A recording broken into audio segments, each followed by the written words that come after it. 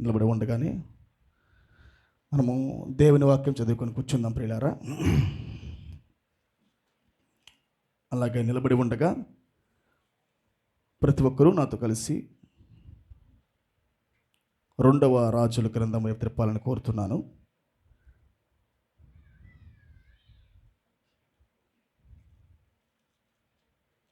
2వ రాజుల గ్రంథము 6వ అధ్యాయము 8వ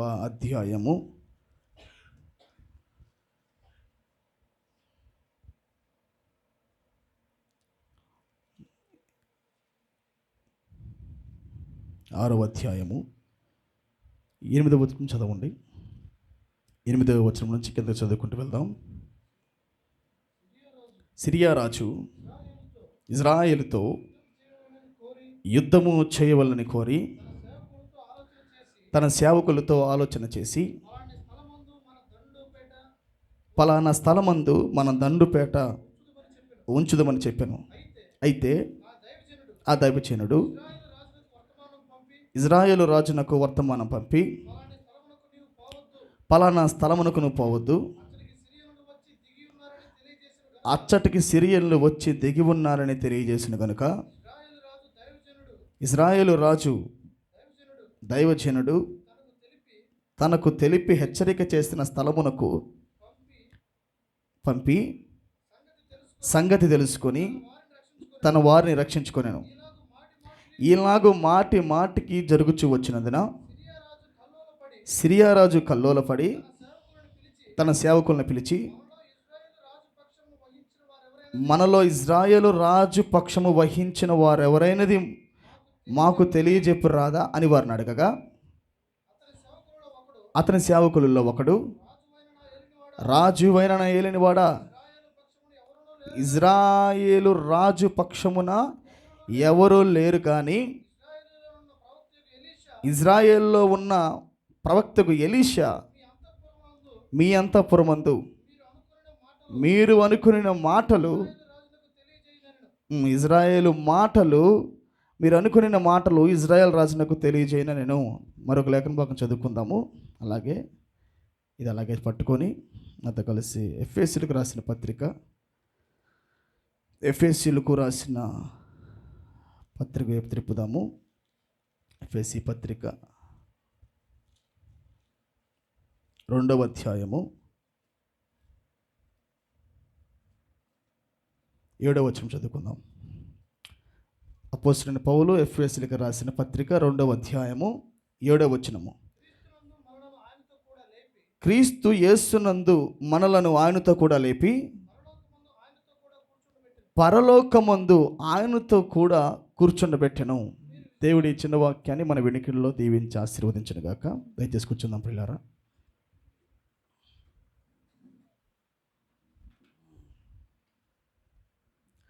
ప్రైజ్ ది లార్డ్, హల్లెలూయా, ఆమేన్. ప్రభు నామానికే మహిమ కలుగును గాక.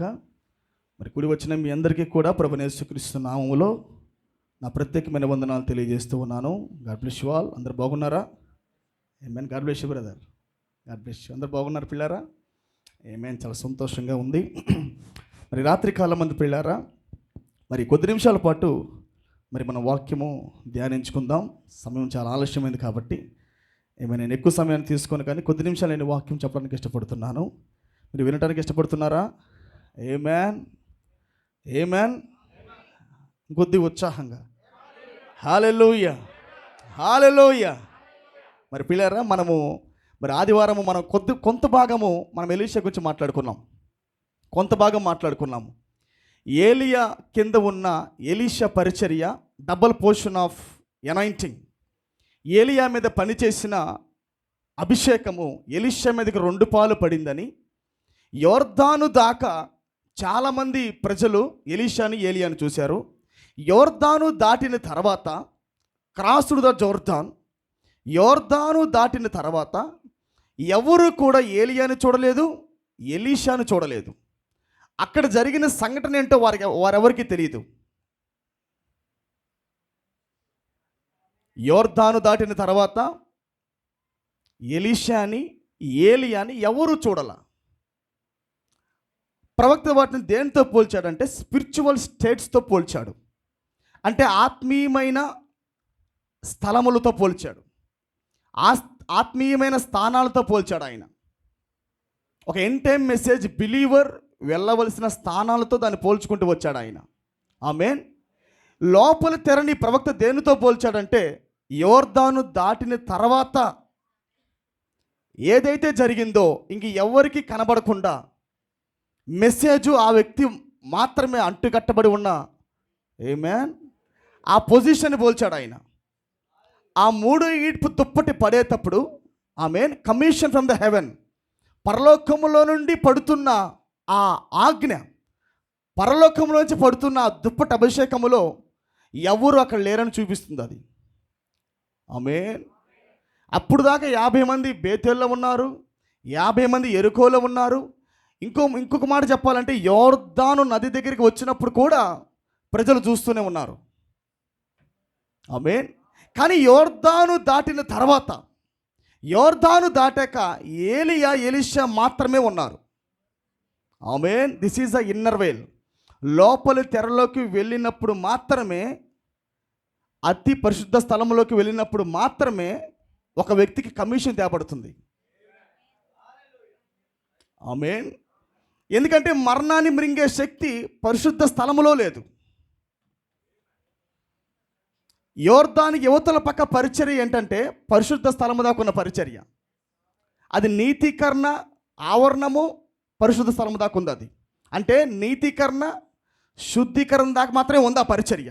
కానీ యోర్దాను దాటిన తర్వాత, అనగా తెర దాటి లోపలికి వెళ్ళుట, దుప్పటితో తెర చినిగిన తర్వాత, ఎప్పుడైతే అభిషేకము ఏలియా మీద ఉన్నప్పుడు, ఎప్పుడైతే దుప్పటితో యోర్దాను చీల్చాడో ఆమేన్, ఆ వ్యక్తి ఒక్కడే పోలా. ఏలియాకు మాత్రమే జరగట్లా ఆ అనాయింటింగ్, ఏలియాతో పాటు ఆమేన్ పాపులు కూడా వెళ్తున్నారు. యేసుక్రీస్తు మాత్రమే ఆ స్థలానికి వెళ్ళలా. అప్పుడు దాకా యోర్దాను చీల్చింది ఎలాగంటే పిల్లారా, లేవీ భుజాల మీద వెళ్ళాలా. జాషువా టైంలో యోర్దాను చీల్చబడింది. ఎలాగ చీల్చబడింది అది? According to the order. దేవుడు కొన్ని యాజకత్వం పెట్టాడు అక్కడ, కొన్ని యాజకత్వాలు పెట్టాడు అక్కడ. ఎలా పడితే అలా యోర్దాను చీలట్లా, దానికంటే ఒక ప్రత్యేకమైన క్రమాలు పెట్టాడు ఆయన. ఆమేన్. ఎర్ర సముద్రం చీల్చేటప్పుడేమో క్రమాలు లేవు. ఎర్ర సముద్రం చీల్చేటప్పుడేమో జస్ట్ నువ్వేం చేస్తావంటే, వై క్రై స్పీక్ అన్నాడు ఆయన. మోషే నువ్వెందుకు మొరపెడుతున్నావు, పలుకుమన్నాడు ఆయన. అప్పుడు కర్ర తీసుకొని మోషే ఎర్ర సముద్రాన్ని కొట్టగా ఎర్ర సముద్రం 2 పాయలైపోయింది. అప్పుడు యోర్దాను, క్షమించండి, ఇజ్రాయేల్ ప్రజలందరూ కూడా ఎర్ర సముద్రం దాటి బయటకు వచ్చారు. ఆమేన్. హల్లెలూయా. ఎర్ర సముద్రములో నుండి ఏ గుర్తులు కూడా బయటికి తేలా. ఎర్ర సముద్రం కూడా సాధారణ సముద్రమేం కాదు. అది కూడా ఒక సూచన ఉన్నది అక్కడ. రాబోతున్న తరములకి ఎర్ర సముద్రంలోంచి వాళ్ళు బయటికి వచ్చారు అని సూచన చూపించాలి దేవుడు. నిజానికి వచ్చేటప్పుడు దేవుడు వాళ్ళకు ఒక కమిషన్ ఇవ్వాల.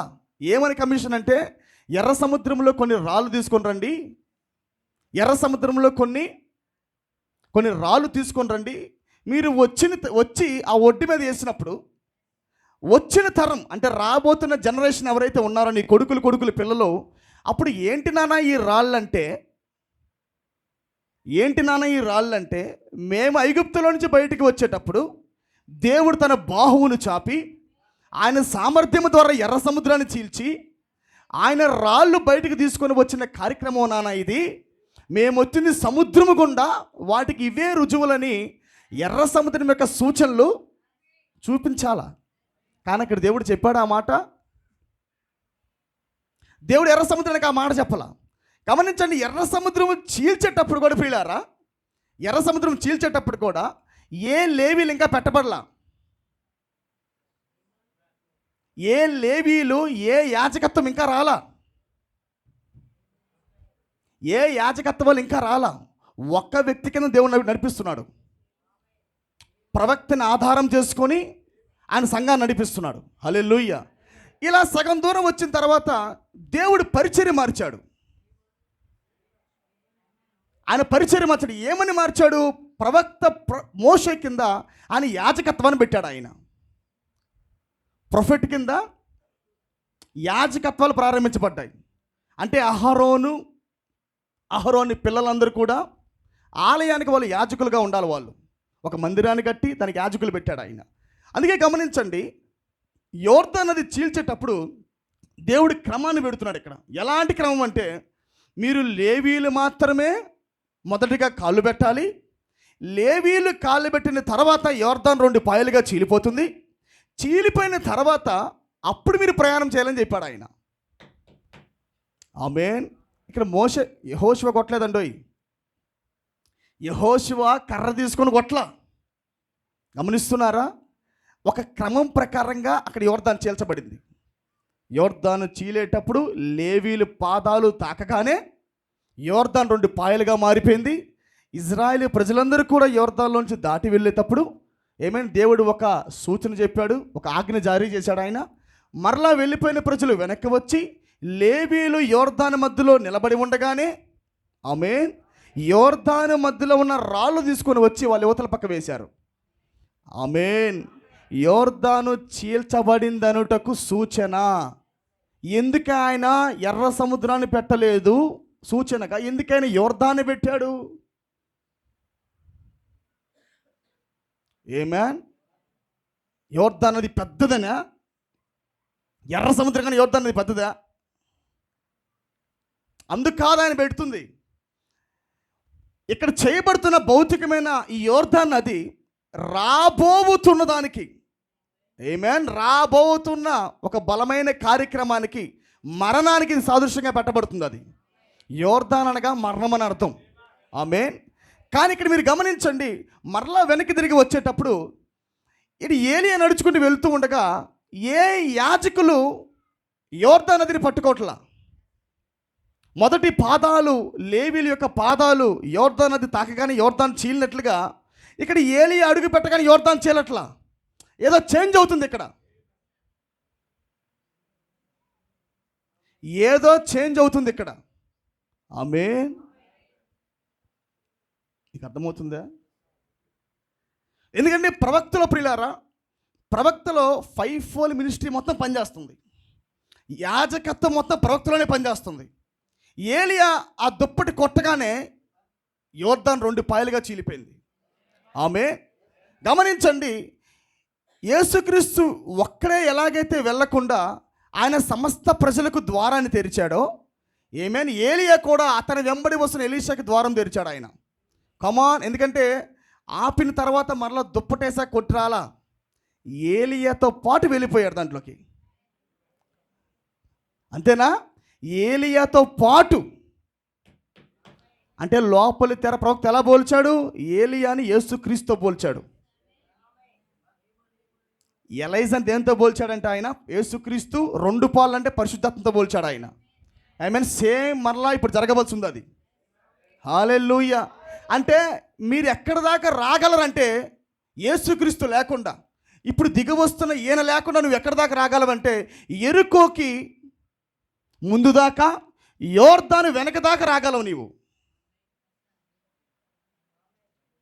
నువ్వు ఏలియాతో నడిచిన, వర్తమానముతో నడిచిన, నువ్వు ఎక్కడి దాకా రాగలవంటే యోర్దాను ముందు వరకు నువ్వు రాగలవు. కానీ యోర్దాను దాటాలంటే మాత్రము ఈయన రావాల్సి ఉంది. హల్లెలూయా. ఎందుకంటే తెర చింపేది ఈయన, యోర్దాను చింపేది ఈయన, యోర్దాను చీల్చేది ఈయన. ఈయన యోర్దాను చీల్చిన తర్వాతే ఎలీషా లోపలికి వెళ్ళాడు. హల్లెలూయా. ఎంతమందికి అర్థమవుతున్నది? మీరు దీన్ని కొద్దిగా మనసులో పెట్టుకొని ఎర్ర సముద్రాన్ని చూడండి.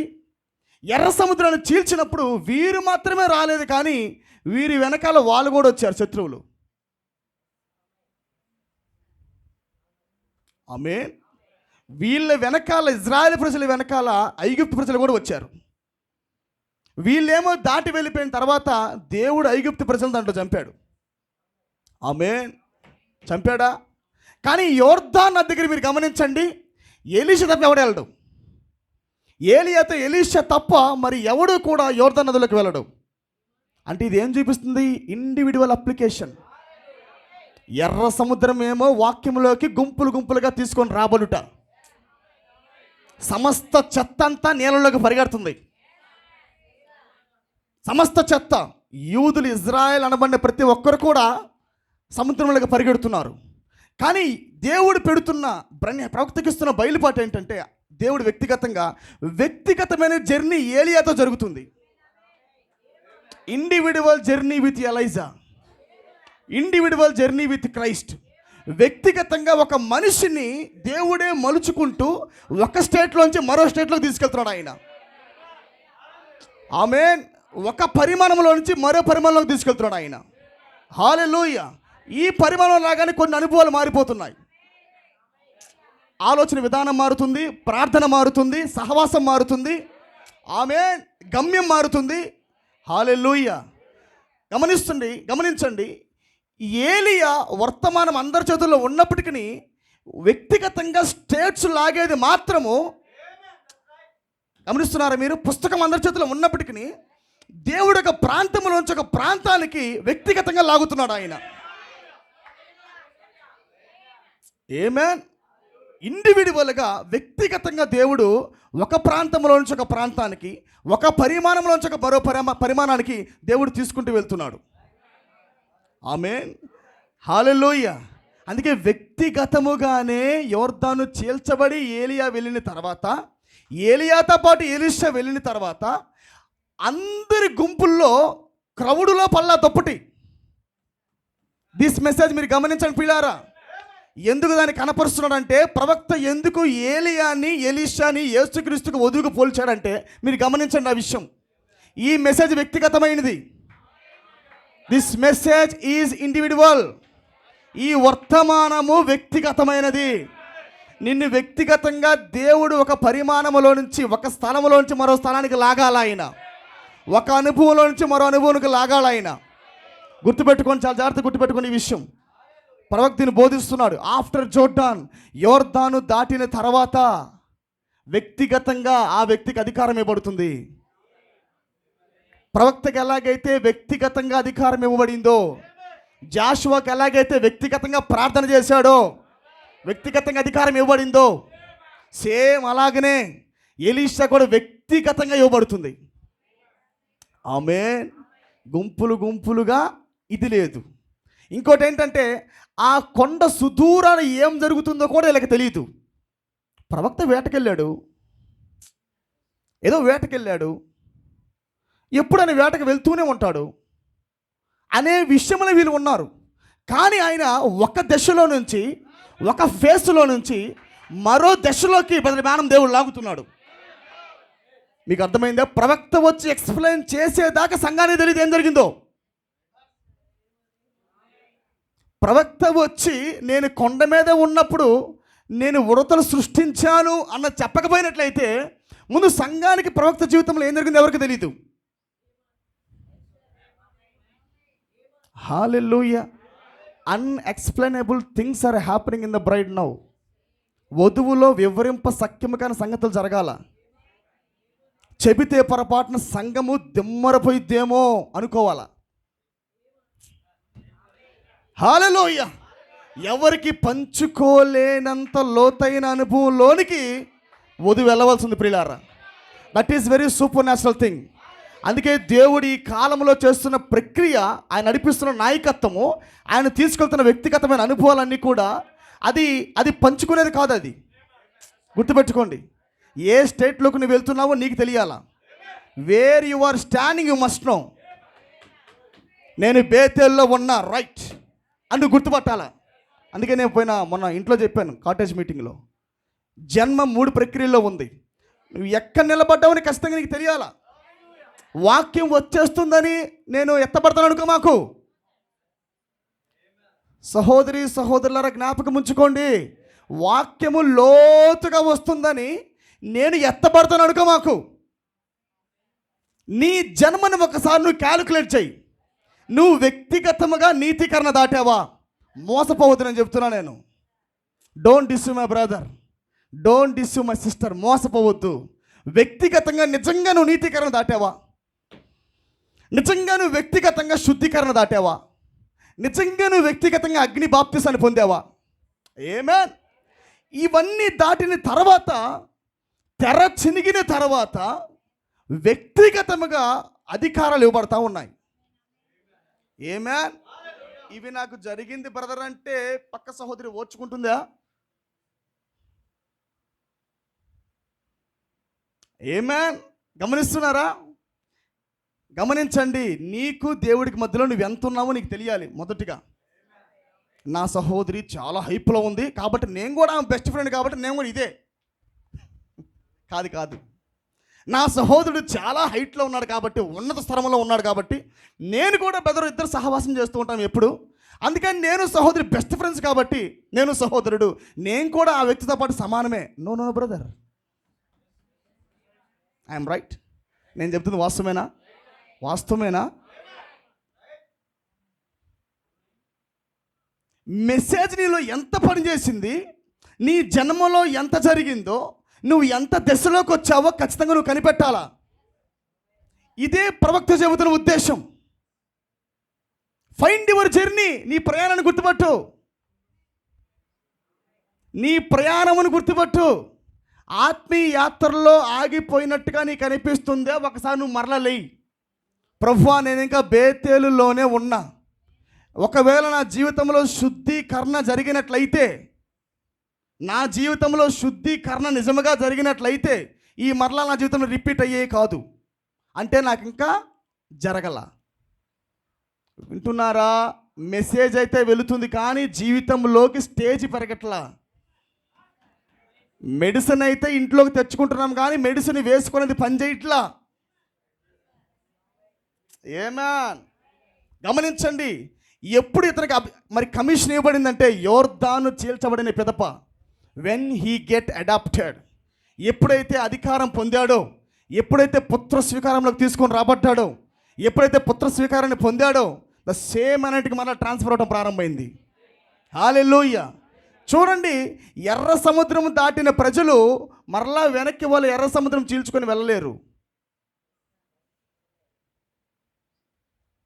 ఆమేన్. హల్లెలూయా. అందుకే యెహోషువతో ఉన్న పరిచర్య వేరు, మోషేతో ఉన్న పరిచర్య వేరు, ఏలియాతో ఉన్న పరిచర్య వేరు, ఎలీషా చేస్తున్న పరిచర్య వేరు. The double position. దేవుడే పరిచర్యని మారుస్తున్నాడు ఆయన. దేవుడే కొన్ని కార్యక్రమాలు అతీతంగా చేస్తున్నాడు ఆయన. హల్లెలూయా. గమనించండి ప్రియులారా, ఎలీషా జీవితంలో యోర్దాను దాటి వచ్చిన తర్వాత ఏ ప్రాంతాల గుండా అయితే వెళ్ళాడో మరలా అదే ప్రాంతాల గుండా వస్తాడు ఆయన. మీరు ఇంటికి వెళ్ళాక చక్కగా చదువుకోండి. ఏ ప్రాంతాల గుండా అయితే ఎలీషా ప్రయాణం చేసుకుంటూ వెళ్ళి యోర్దాను దాటాడో ఏలియాతో, మరలా వచ్చి ఇప్పుడు మనిషితో రైట్ జరగడం లేదు కానీ ప్రవక్త ఏమన్నాడు? We will ride this trail again అన్నాడు ఆయన. మేమంతా తెల్లగా ఉన్న పావురపు రెక్కల పైన వర్తమానంలో ఏం చెప్పాడు ఆయన? We will ride this trail again అన్నాడు. ఎలా ట్రైల్ అగైన్? మనిషి భూమి మీద ఉండడు కదా. ఇప్పుడు దాకంటే బ్రదర్ బ్యానం, ఏలియా నువ్వు భూమి మీద ఉన్నావు, సంఘం మేము భూమి మీద ఉన్నాం, మనమిద్దరం రైట్ చేసాం, నువ్వు స్వస్థపరిచావు, నేను ఆనందించా. నువ్వు దుప్పటి కొట్టావు, యోర్దాను చీలిపోయింది, నేను ఆనందించా. ఆమేన్. నువ్వు యెజబెల్ని గద్దించావు, నేను ఆనందించా. ఇండియా దేశానికి నువ్వు వచ్చావు, కళ్ళు లేని గుడ్డివాడి కన్నులు ఇచ్చావు. I am very happy about your ministry. Africa దేశంలో నువ్వు చేసిన అద్భుతాలు బట్టి మేము ఎంతగానో స్తుతించాం, ఆనందించాం. ఇప్పుడు నువ్వు మరలా రైడ్ ఎలా చేస్తావు? భౌతికంగా నువ్వు భూమి మీద లేవు కదా, ఎలా నువ్వు రైడ్ చేస్తావు? మరలా ఎలా నువ్వు స్వారీ చేస్తావు? స్వారీ ఆల్రెడీ ఆయన చేస్తున్నాడు ఆయన. నేను చెబుతుంది కొద్దిగా మీరు లోతుగా ఆలోచించాలని కోరుతున్నాను. లోపల తెరలోకి వెళ్ళిన వాడితో ఆల్రెడీ డబుల్ పోస్ట్ ఆఫ్ అనాయింటింగ్తో స్వారీ జరుగుతుంది. విషయం ఏంటంటే we will ride this trail again అనే మాట ప్రవక్త చెప్పాడు, పుస్తకంలో ఉంది. నువ్వు నీతికరణలో ఉండి ఆ మాట తీసుకుంటావు. That is the problem in the message. వర్తమానంలో పెద్ద ఇబ్బంది ఏంటంటే శుద్ధీకరణలోనే ఉండి ఫైనల్ పదాలు తీసుకుంటారు. గమనించిన పిల్లలు, దుప్పటి పడిన సంగతి ఎలీషా ఎరిగాడు. గమనించండి, నిజంగా నీ లోపల బ్రహ్మ అనాయింటింగ్ పడితే నువ్వు ఏమంటావు తెలుసా? Lord, where is the lord God of Elisha? ఆ మంట ఉన్న వాడిలో ఖచ్చితంగా డబల్ పోర్షన్ ఉంది. ఇంకా ఎవడెన్ని మాటలు చెప్పినా అంత తూచది. నేను వర్తమానం అన్నా, ప్రార్థన అన్నా, భక్తి అన్నా, ఏదన్నా తూచే. ఎందుకంటే ఎలీషాలో ఏమి జరిగిందో సంఘానికి జరగవలసి ఉంది. ద సేమ్ అనాయింటింగ్ నీ లోపల కానీ. ఎందుకంటే పడింది ఎలీషాది కాదు, ఏలియాది. రైట్ చేస్తుంది ఎలీషా కాదు, ఏలియా. కాబట్టి ఆయన దేహాలు మార్చాడు. ఆయన దేహం పైకి వెళ్ళిపోయింది కానీ స్పిరిట్ భూమి మీదకి వచ్చింది. ఏ దేవుడితే విలియం బ్రానమ్ లోపల ఉన్నాడో సేమ్ గాడ్. ఏమైనా ప్రవక్త భూమి మీద ఉంటే ఎలాంటి మంట కలిగి ఉంటాడో, ఒక్క బ్రనిహాము ఉన్నప్పుడు ఎలాగొలదో ఇప్పుడు అనేక లక్షల మందిని లేపాడు ఆయన. The same anointing. అదే హృదయంలో బర్నింగ్ హార్ట్, మండుతున్న హృదయాలు కలిగిన వారే రాత్రి మగల ప్రార్థనలో ఉంటూ, ఓ దేవ మరలా కార్యాలు జరిగించిన ఆయన, చీకటిని బద్దలు చేయ ప్రభువా, అవిశ్వాసాన్ని బద్దలు చేయను ఆయన, యోర్దాను చీల్చి ప్రభువా అనే విశ్వాసం పెరగాలి సంఘంలో. Where is Lord God of Elijah? ఎక్కడున్నావు నాయన నీవు? Be in the reality, be in the reality. నిజత్వంలో నడవండి. Walk in the reality. Understand my voice. నా ఒక మొరను అర్థం చేసుకోండి. Don't compare with your self others. Don't compare with others. గుర్తుపెట్టుకోండి, నీ సహోదరుడు ఉన్నత స్థలముల్లో ఉండి ఒకవేళ ఎగురుతుంటే ఆ వ్యక్తి సహాయం కోరు. రైట్? నేను చెప్తున్న వాస్తవేనా సిస్టర్? రైట్? నేను చెప్తున్నా నిజమేనా? ఒకవేళ నీ సహోదరి ఉన్నత స్థలంలో ఉంటే just get the advice from them, just ప్రే. కానీ ఒకటి గుర్తుపెట్టుకో, కానీ నువ్వు కూడా అదే అనుకో మాకు. ఎందుకంటే మెసేజ్లు మొత్తం మనకు వచ్చేసాయి. ఈ మెసేజ్లు వచ్చిన బట్టి ప్రవక్త వర్తమానం మనం నేర్చుకుంటే బట్టి మనం కూడా ప్రవక్త స్థానంలో ఉన్నాం అనుకుంటున్నాం. ప్రవక్త ఒక స్థలములో నుండి మరో స్థలములకు లాగబడ్డాడు. ఆయన ప్రాక్టికల్గా మనకు ఆ స్థలం తెలియాలి.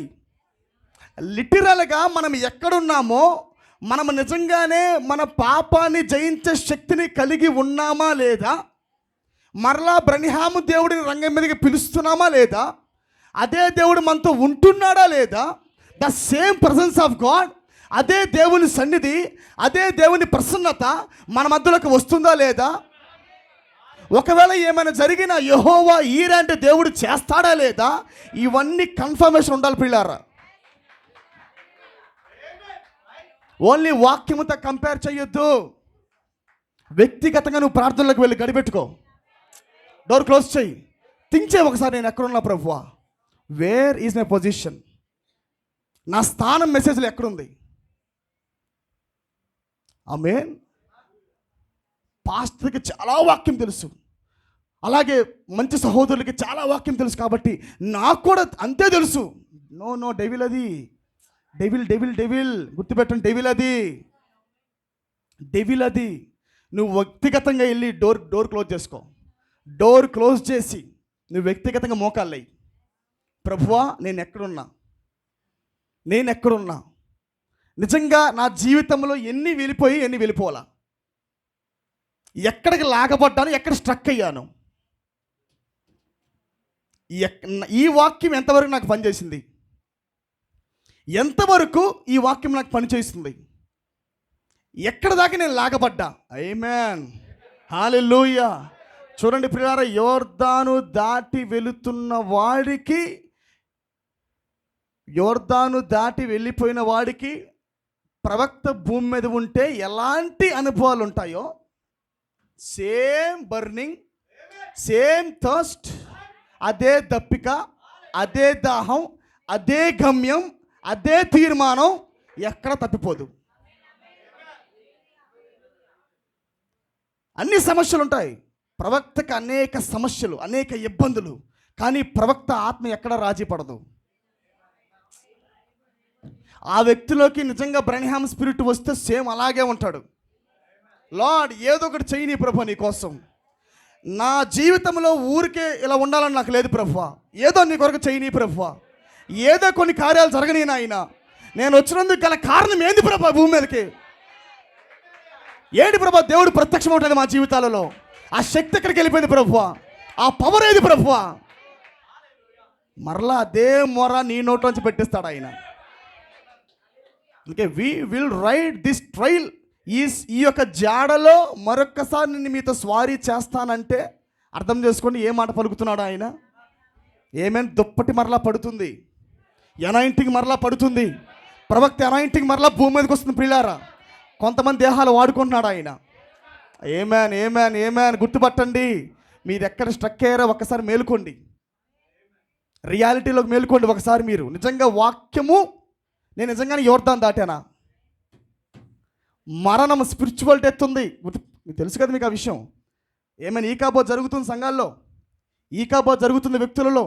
ఆత్మీయమైన మరణాన్ని చీల్చాలి మనం. ప్రవక్త అంటున్నాడు, నేను వాక్యం చదువుతున్నప్పుడు ఏమని మాట్లాడుతున్నాడంటే, లుకింగ్ అంటూ జీసస్, యేసు వైపు చూచుటాన్ని వర్తమానంలో ప్రవక్త మాట్లాడుతూ, వాక్యానికి కానీ ఆత్మ జోడించబడకపోతే, వాక్యానికి కానీ ఆత్మ కానీ వచ్చి రేపకపోతే, అంటే వాక్యాన్ని ఆత్మ కానీ కదిలించకపోతే వాక్యము మరణముతో సమానం అన్నాడు. వన్స్ అగైన్, మీలో పెట్టబడిన వాక్యం, already you are filled with the word. Already మీరు వాక్యంతో పెట్టబడుతున్నారు. వాక్యం వింటున్నప్పుడు, వాక్యాన్ని తింటున్నప్పుడు, వాక్యాన్ని చదువుతున్నప్పుడు అవి మీలో భాగమవుతున్నాయి. గుర్తుపట్టండి, మీరు వింటున్న వాక్యం, చదువుతున్న వాక్యం మీలోకి వెళ్తున్నప్పుడు ఖచ్చితంగా ఆత్మ వచ్చి ఆ వాక్యాన్ని కదిలించాలా. ప్రవక్త దాన్ని అంటున్నాడు. ఇంటలెక్చువల్ మైండ్కు అలాగే విశ్వాసానికి తేడా ఏంటంటే, వాక్యము లోపలికి వెళ్ళేది ఇంటలెక్చువల్, కానీ తిరిగి జన్మించిన వ్యక్తికి జరిగే కార్యక్రమం ఏంటంటే, నువ్వు నేర్చుకున్న వాక్యం, చదువుకుంటున్న వాక్యం, వింటున్న వాక్యానికి ఒక ఆత్మ వచ్చి కదిలిస్తున్న ప్రారంభిస్తుంది. మృతుల్లోంచి క్రీస్తుని లేపిన ఆత్మ మీలో నివసించిన ఎడల, మృతుల్లో నుంచి క్రీస్తుని లేపిన ఏ ఆత్మ? Quickening spirit. లేఖనాన్ని కదిలించేది ఆత్మే. లేఖనాలను మరొక్కసారి సజీవంగా తీసుకుని వచ్చేది ఆత్మ ప్రియులారా. నీ స్థానం చూపిస్తుంది అది. నువ్వు ఆదికాండం మొదలుకొని చివరి గ్రంథమైన ప్రకటన గ్రంథం దాకా నువ్వు చదువుతున్నప్పుడు నీ పొజిషన్ చూపించింది అది. Yes, you are strucked at there. నువ్వు అక్కడ స్ట్రక్ అయ్యావు నీవు. ఆమేన్. నువ్వు ఎక్కడ స్ట్రక్ అయ్యావో, ఎక్కడ కొనసాగుతున్నావో, ఎక్కడ నువ్వు ఆగిపోయావో, ఏమే నీ ప్రయాణం మొత్తం చూపిస్తున్నది ఎవరు? ఆత్మ, నాట్ వర్డ్. వాక్యము ఉట్టిగా లోపలికి వెళితే I am will be rapture, I will go in the rapture, నేను కూడా రేపమాపో ఎత్తబడతాను, నేను కూడా రేపమాపో కుమారుడు స్థానాన్ని పొందుకుంటానని నువ్వు అనుకుంటావు, వాక్యాన్ని బట్టి అనుకుంటావు. కానీ ప్రొఫెట్ అన్నాడు, ఇట్ మస్ట్ యాడ్ స్పిరిట్. నీ స్థానాన్ని చూపించేది ఏమిటంటే ఆత్మ ఉంది ప్రియులారా. హల్లెలూయా. మనం ఇప్పుడు కొద్ది ముందుకు వెళ్తాం. ఆమేన్. ఇక్కడే ఉన్నారా? చూడండి, ఎలీషా జీవితంలో, ఏలియా జీవితంలో కలిగిన అనుభవాల కన్నా మరెక్కువ అనుభవాలు ఎలీషా జీవితంలో మనం చూడగలం. ఆమేన్. ఎలీషా అనేక కార్యాలు చేశాడు. ఆయన 16 అద్భుత కార్యములు ఎలీషా జీవితంలో మనం చూడగలం ప్రియులారా. వీటిలో నేను ఈరోజు మాట్లాడబోతున్న విషయం ఏంటంటే, అతి ప్రాముఖ్యమైన ఒక అతీతమైన కార్యం. ఎలీషా జీవితంలో ఏలియా లోపల ఆత్మ వచ్చి చేసిన అతీతమైన కార్యం మనం ఒకటి మాట్లాడుకుంటాం ఇప్పుడు. ఆమె అతీతమైన మరి సంఘటన ఏంటంటే, మనం చదువుకున్న లేఖన భాగంలో సిరియా రాజు ఏ ప్రణాళిక వేసుకున్నా బైబిల్ ఏముందంటే బెడ్రూమ్ అని ఉంటుంది. అంతేనా? బెడ్రూము ఇంకోటి చూడండి సార్, అది ఇంగ్లీష్లో వాటి గురించి అంతఃపురం అని తెలుగులో ఉంది. అది చాలా రహస్యంగా మాట్లాడుతున్నాడు ఆయన. సిరియా రాజు తన సొంత గదిలోకి తీసుకెళ్ళి ఇజ్రాయేల్ మీద ఎలా యుద్ధం చేద్దాం, ఎలా రాజును చంపుదాం, ఎలా దేవుని కుమారుల్ని మన పతనం చేద్దామని సిరియా రాజు వాళ్ళ కింద ఉన్న ప్రజలను తీసుకొని వచ్చి ముచ్చటిస్తూ ఉంటాడు. ఇదిగో ఇలా చంపుదాం రాజుని, ఇలా పన్నాగమేద్దాం, ఎలా ప్లాన్ చేద్దామని సిరియా రాజు ప్లాన్ చేస్తూ ఉంటాడు. అయితే ఎన్నిసార్లు ప్లాన్ చేసి యుద్ధానికి వెళ్ళినప్పుడల్లా ఒక సమాచారము రాజుకు వెళ్ళేది. ఇజ్రాయెల్ రాజుకి ప్రవక్త ద్వారా ఒక సమాచారం రాజుకు వెళ్ళేది. ఏమని వెళ్ళేదంటే, అయ్యా సిరియా రాజు నీ మీదకి యుద్ధానికి రాబోతున్నాడు, నువ్వు వెంటనే తప్పించుకొని దాక్కో అని చెప్పగానే అక్కడికి వెళ్ళాల్సిన ఇజ్రాయెల్ రాజు తప్పించుకొని మరో ప్రాంతానికి వెళ్ళిపోయి ఆ సంఘటన నుంచి బయటపడేవాడు. హల్లెలూయా. ఇలాగ ఒకసారి రెండు సార్లు కాదు, పదే పదే పదే పదే పదే పదే స్కెచ్ వేయటం, మాటు వేస్తే మిస్ అయిపోవటం. ఆమె ఈ ప్రమాదం ఈరోజు కన్ఫర్మ్ రా. ఈరోజు ఎలాగైతే మనము ప్రవీణ్ పగడాలను చంపామో అన్నట్టుగా ఈరోజు ఇజ్రాయెల్ రాజు అయిపోయాడు రా. అయిపోయాడు ఇజ్రాయెల్ రాజు, ఈరోజు ఇంక అయిపోయాడు మటాష్ అని అనుకున్న సమయానికి ప్రవక్త ఒక స్వరం చెప్పేవాడంట. ఎలీషా అనేవాడంట, అయ్యా రాజుగారు నీకు మాటు కాశారు, నీకు ప్రమాదం ఉంది, వెళ్ళిపోయి ఎక్కడి నుంచి అనేవాడంట. మరలా రాజు తప్పించుకొని వేరే ప్రాంతానికి వెళ్ళిపోయేవాడంట.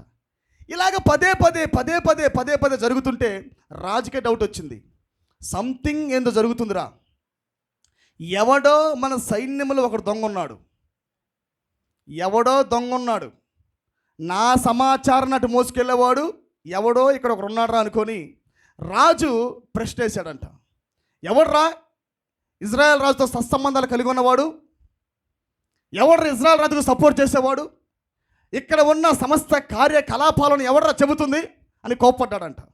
కోప్పడి కేకలేస్తుంటే ఆ సైన్యంలో ఒకడు వచ్చి, రాజుగారు మీరంతా శుద్ధ తప్పులో ఉన్నారు, ఎవరు కూడా ఇజ్రాయెల్ రాజపక్షాన్ని ఎవరూ లేరు, సిరియా రాజు కింద ఉన్న అంటే మీ కింద ఉన్న ఎవరు కూడా ఇజ్రాయెల్ రాజుతో మాట్లాడే వాళ్ళు ఎవరూ లేరు, ఇక్కడ నుంచి సమాచారం తీసుకెళ్ళి చెప్పేవాళ్ళు ఎవరు లేరయ్యా అన్నారంట. మరి ఏం జరుగుతుందో ఇక్కడ చెప్పాలి, నాకు తెలియాలి నాకు అన్నాడంట. ఈ ఇన్వెస్టిగేషన్లో ఏం తేలిందంటే వాళ్ళు పరిశోధించి సిఐడిని పిలిపించి పోలీసుని పిలిపించి మొత్తం విచారణ చేయగా తేలింది ఏంటంటే, అయ్యా మనోళ్ళు ఎవరూ కూడా ఆ రాజుతో లేరు, కానీ విషయం ఏంటంటే వాళ్ళ రాజ్యములోనే యెరూషలేములోనే ఒక ప్రవక్త ఉన్నాడయ్యా, అతని పేరు ఎలీషా. ఏమే ఈ ఎలీషా ఇంట్లోనే కూర్చుంటాడు. ఎక్కడ కూర్చుంటాడు తెలుసా? బెడ్రూమ్లోనే కూర్చుంటాడు, తన సొంత గదిలో కూర్చుంటాడు. తన సొంత గదిలో కూర్చొని సిరియా రాజు బెడ్రూమ్లో ఏం జరుగుతుందో వింటున్నాడు. What a technology! ఎటువంటి మార్గం ఇది, ఎటువంటి నాగరికత ఇది! సిరియా రాజు బెడ్రూమ్లో జరుగుతున్న సంగతులు, సిరియా రాజు బెడ్రూమ్లో ఇజ్రాయెల్ రాజు గురించి యెరూషలేం గురించి మాట్లాడుకుంటున్న ఈ కార్యక్రమాలన్నీ కూడా స్పష్టంగా వింటున్నాడంట. ఏ ఫోన్ వాడాడంటావు? మొబైల్ ఫోన్ లేదప్పుడు, మొబైల్ ఫోను సెన్సారో ఇవన్నీ లేవు. నువ్వు కానీ ఒంటరిగా కూర్చొని వాట్సాప్ చాట్ చేయి, ఏమన్నా నువ్వు చాట్ చేసావనుకో, నువ్వు అనుకోవచ్చు చాట్ డిలీట్ అనొచ్చు, క్లియర్ చాట్ అని నొక్కొచ్చు. కానీ యూట్యూబ్ తయారు చేసిన వాడి దగ్గర ఉంటాయి అన్నీ. క్లియర్ చాట్ కొట్టినవన్నీ అసలు యాప్ తయారు చేసింది ఎవడు? నువ్వు కొట్టగానే డిలీట్ అయిపోయిందా? కాదు కాదు, నీకు డిలీట్ అయింది, వాడికి డిలీట్ కాలా. ఆమె డిలీట్ నీకేంది, కానీ యాప్ తయారు చేసిన దగ్గర మొత్తం ఉంది లిస్టు. నువ్వు ఏ వీడియోస్ చూసినా నువ్వు కొట్టచ్చు ఆల్ హిస్టరీ డిలీట్. నువ్వు ఇక్కడ కొట్టుకుంటే ఫోన్లో వాడికి మరింత పెద్దగా కనపడతాయి ఏం చూసావో. ఎందుకనుకున్నావు ఈ ఫోన్ డెవలప్ వచ్చింది? ఒక యాప్ నీ యొక్క ఫోన్లో వేయటం, నీ సమాచారాన్ని దొంగలించటం. యూట్యూబ్ అనే యాప్ నీకు వేస్తాడు, నీ సమాచారం దొంగలిస్తాడు. వాట్సాప్ అనే యాప్ నీ మొబైల్లో ఎక్కిస్తాడు, మరి నీ సమాచారం దొంగలిస్తాడు. టెలిగ్రామ్ అయినా, వాట్సాప్ అయినా, క్రోమ్ అయినా, గూగుల్ అయినా, యూట్యూబ్ అయినా, నీవు వాడుతున్న సమస్త యాపులన్నీ కూడా వాడి వశంలోనే ఉన్నాయి. నీకంటూ పర్సనల్గా ఐఫోన్ కాబట్టి నాది అనుకోవడానికి లేదు. నేను కొనేటప్పుడు అన్నారన్నమాట, పర్సనల్ ఐఫోన్ అంటే పర్సనల్, మనం ఏం వాడతాం లేరు అంత పర్సనల్ అనుకున్నా. వాళ్ళ విషయం ఏంటంటే కొనేవాడు ఎలా కొంటాడంటే, ఐఫోన్ కొన్నా కాబట్టి నా ఒక డేటా ఎవడు దొంగలించడు, పర్సనల్ డేటా అంటాడు. నీకు పర్సనల్ డేటా, వాడికి కాదు. నీ పక్క ఫ్రెండ్ చూడకుండా ఉండటానికి నువ్వు దాచిపెట్టావు, కానీ తయారు చేసిన వాడికి మొత్తం తెలుసు నువ్వు ఏం చేస్తున్నావో. హల్లెలూయా. ఇప్పుడు చూడండి పిల్లారా, ఈ 4వ పరిమాణం అందరూ పట్టుకుంటుంది. 4ఏనాది 5వ పరిమాణం, సైన్స్ అదే కదా 4వ పరిమాణం. ఈ 4వ పరిమాణము అందరిని పట్టుకుంటుంది. బహిరంగముగా ఒక యాప్లు పెట్టి ఏ ఫోన్ కాల్ వస్తుందో కనిపెడుతున్నాడు. రీసెంట్గా మన ఇజ్రాయెల్ ప్రజలు ఒక యుద్ధం జరిగేటప్పుడు మరి ఆ గుహల్లో ప్రయాణం చేసేటప్పుడు, బంకర్లో ప్రయాణం చేసేటప్పుడు వాటిని సెల్ ఫోన్లు పేల్చారు వాళ్ళు, పేజర్లు. శత్రువులు పేజర్లు వాడితే ఆ పేజర్లు మొత్తం వాళ్ళు జేబుల్లో పెట్టుకొని ఉండగానే కొంతమంది చెవులో పెట్టుకున్నాడు, ఒకడు తొడల్లో పెట్టుకున్నాడు, ఒకడు జేబులో పెట్టుకున్నాడు. ఆమేన్. ఇలాంటి టెక్నాలజీ వాడుతుండగానే ఇజ్రాయేల్ రాజ్యం ఏం చేసిందంటే ఒక బుల్లెట్ నొక్కింది, ఒక బటన్ నొక్కింది. బటన్ నొక్కగానే ఎవడెవడైతే పేజర్లు పెట్టుకున్నాడో వాడికి చెంపలు వేలిపోయింది, ఒకటి తొడ వేలిపోయింది, ఒకటి కాలు వేలిపోయింది. హల్లెలూయా. అంటే వాడు ఏం మాట్లాడుతున్నాడో ఎలా కనిపెట్టారు? పరిక్రమ ద్వారా కనిపెట్టారు. ఆమేన్. 4వ పరిమాణాన్ని వాడుకొని, సైన్స్ను వాడుకొని, విజ్ఞాన నాగరికతను వాడుకొని వాళ్ళు ఏం మాట్లాడుతున్నారో, ఎక్కడ ప్రయాణం చేస్తున్నారో ఏమైనా మనం చూస్తున్నాం. మన మన మన సేవకుడు చనిపోయినప్పుడు రీసెంట్గా ప్రవీణ్ పగడాల చనిపోతే ఎక్కడెక్కడ సీసీ కెమెరాలు ఉన్నాయో మొత్తం గమనిస్తున్నారు.